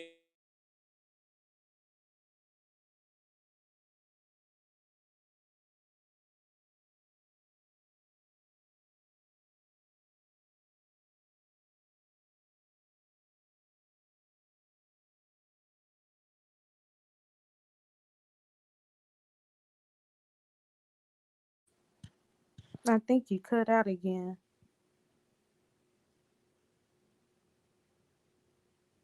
platform they got 500,000 subscribers. Now y'all want to listen. You know, so shout out to the people that's out here doing the work, putting in the work, putting in the time, putting in the effort, because this shit ain't easy, man. I did a 24-hour live while at work, getting up, making sure my son got food to eat, getting off of work, making sure my son got food to eat, cooking dinner, cooking lunch, making sure my son got food to eat. I mean, the shit wasn't no easy feat, but I made it happen. I got it done because I appreciate the people that come over here and support me, the push, the drive, the effort, the motivation that you all give me each and every time I turn that live on and see 100+ people in the chat. Because guess what? Y'all 100+ people that know y'all come over here because y'all want to hear and look at content that doesn't involve degrading or dragging or down talking, doxing, or bringing people, children and families into the equation, you know. So I really, really appreciate you all the most and hope that y'all can continue to share, continue to share, continue to share, continue to share. Again, shout out to Nikki Purple for the awesome work in that song, man. How did I remixing that song, man? I mean, I would love to hear Kels bless that little give her a shout out for her little piece that she put together, man, because that was so, the timing was just right for it, you know, and that's what it's all about. That's what life's about, timing. And shout out to Nikki Purple for what she do, and shout out to all the others on here, from the Dana J's to the Levi's to the Lady D's, Spinning Fires, and everybody that's out here doing the work. But man, if I'm not gonna tell nobody on these YouTube streets who they should deal with, who they shouldn't deal with. But as for myself, it's Big Vibe opinions, a select few. Shout out to my sister Prima. Shout out to my sister Skylight, uh, for holding it down. Always shout out to them. I don't know, man. We don't know. We don't know where this road gonna take us to, but we own it and we traveling, and we ain't getting off of it until we run out of real estate. So that's a major salute, major salute on it. Lavish lady, what's up? What you got? Any announcements you got besides you got the No, code? just be ready for the next lock-in, which is going to be next month on the 28th. It is going to be 6-hour increments. It's going to be 4 lives total. If you are interested in being a part, email Big Vi. I think I put it in the chat, but email them at bigviopinion88@gmail.com. And let them know the four topics. So you don't it's gonna be 4 different topics as well. It's gonna be four 6-hour lives with 4 different topics. So people out there, you gonna get to talk about R. Kelly. If you want to chime in, then you gonna get to talk about what is the adult talk followed by that. Adult talk. You're gonna get to talk about adult talk. And what I mean when I say adult talk, if y'all haven't checked out my playlist on my channel, if you go to my playlist, I have an adult talk segment on my channel. And that adult talk segment talks about, as adults, how do we communicate? It talks about, as adults, are we being equally yoked? In that adult talk segment, it talks about love languages, the 5 different love languages. And we talk about the 5 different love languages for singles, and there's 5 different love languages for married couple. So we're gonna talk about that. And we also talk about in adult talk living in your purpose. Living in your purpose. If you're not living in your purpose, then you're wasting your time. So we're gonna have adult. So we will have the R. Kelly sector for 6 hours, followed by the adult talk segment for 6 hours, and that will be followed by the state of the culture. Yep. The state of the culture will consist of all news that is going on in the news, in the black news media.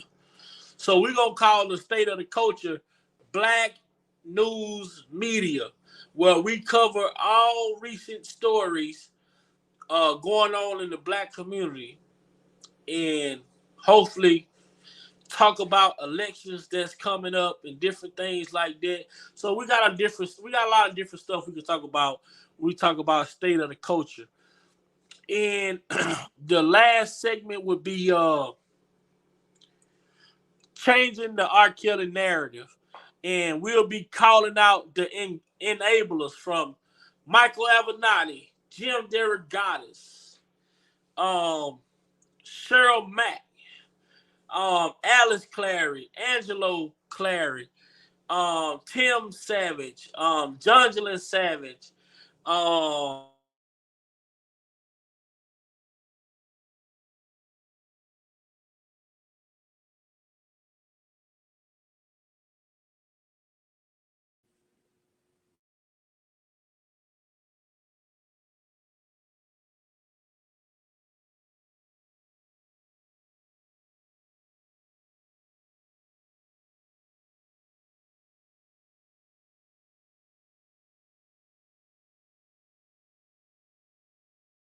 will be changing the narrative, you know, and focusing on all of the enablers that enable these victims to go around and steal people money. The government, the prosecutors, the judges, you know, the grand jury who helped the government pull this heist off.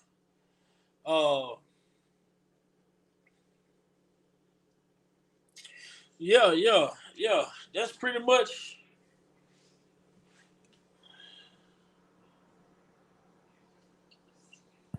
Yeah, that's it for upcoming. Just be sure to, you know, support the live, support the host, support Mr. Kelly, send your letters in. I don't have that email. Nisimo, if you can give me that email or get it to Vi, so I can put the email out. But the letters, they are on Vi's community wall. Mm-hmm. Letters on Vi's community wall. And check out the latest. I think it's been the latest one. I took one. I shared the latest one from Lady D channel. But the thing is, man, it's so crazy. I'm gonna get with Nisimo. I'm gonna ask Nisimo again, probably tomorrow when I talk to her, because man, so many Indians out here and no chiefs. You know, people changing shit because they feel like they can change it, or they doing shit because they feel like they can do it, or whatever the situation may be. But we gonna get to the bottom of it and figure out what it is, exactly what it is that need to be done, and who need to get what. Okay. So we'll get that information updated, and yeah, that's about it. Keep the fight. Keep the fight. All right. All right, good. You made it home. We finna get ready to get up out of here. You know, I'm finna get ready to get my son together because we got school tomorrow. So, that's about it. Until next time, man. Miss Lavish Lady, thank you. Derek, thank you. Dean, thank you. J Rock, thank you. Jeff, thank you for coming through. Shout out to Lex for coming through, stopping through, dropping it down real quick. And shout out to the best chat on YouTube, man. Y'all the best, y'all the bomb. And y'all know, starting April 1st, I'm gonna be giving away 5 shirts for the best 5 people in the chat. You know, and every day I'm gonna have a different task. I'm gonna have a different way. Every week I'm gonna have a different way. So what I'm gonna do is, this is what I'm gonna do, right? Since I have about 100 to 150 people in my chat every day. So what I'm gonna do for people to win, right? I'm gonna ask. I might come on and say, "Hey, Lavish Lady," you know, I might send her a text and say, "This is the number right here," and I might say, "Pick a number 1 through 100." And the first person to put the number in, you know, that's gonna be a winner. You know, you're gonna win your T-shirt, Big Val Pink. And then the next week, I might say, ask a question, some like, you know, something about the R.KELLY case. You know, that's, and I'm gonna just make it interesting and make it fun like that, and make it fair, because everybody should have about the same equal amount of knowledge. So that's how I make it fair. Now, the first person to put the answer in the chat is gonna be the first winner. So if somebody come in secondly and put the answer, and if somebody put the answer before you and they win the shirt, don't get mad at Big Vibe. Please don't. You know, there's gonna be another opportunity, but the first person with the right answer is the winner. Uh, so yeah, so we're gonna make it fun, you know, and do the shirt giveaways. So that's gonna be fun. Um, let's see. Right, Sharon. Everybody have a blessed night. That's one of my new moderators. Sharon Dillion is a new moderator. Shout out to her. like I say, man, I'm looking in the chat. I'm always looking for new moderators that actually be in the chat. So the more consistent you be, the more I see you in the chat. You know, you will be elevated. I like to bring all of my people. If I can give all of y'all wrenches, shit, my whole chat gonna be lit up with wrenches. I don't give a damn. I'm bringing all my people with me. So, with that being said, until next time, we've been great. Free R.KELLY, and see y'all tomorrow. Free R.KELLY. Y'all have a good night. Much love.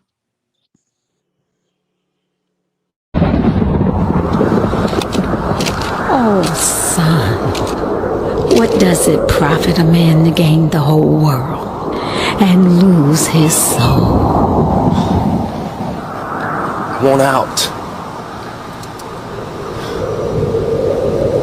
But it's hard. I need answers, Mama. Robert. I need answers. Son.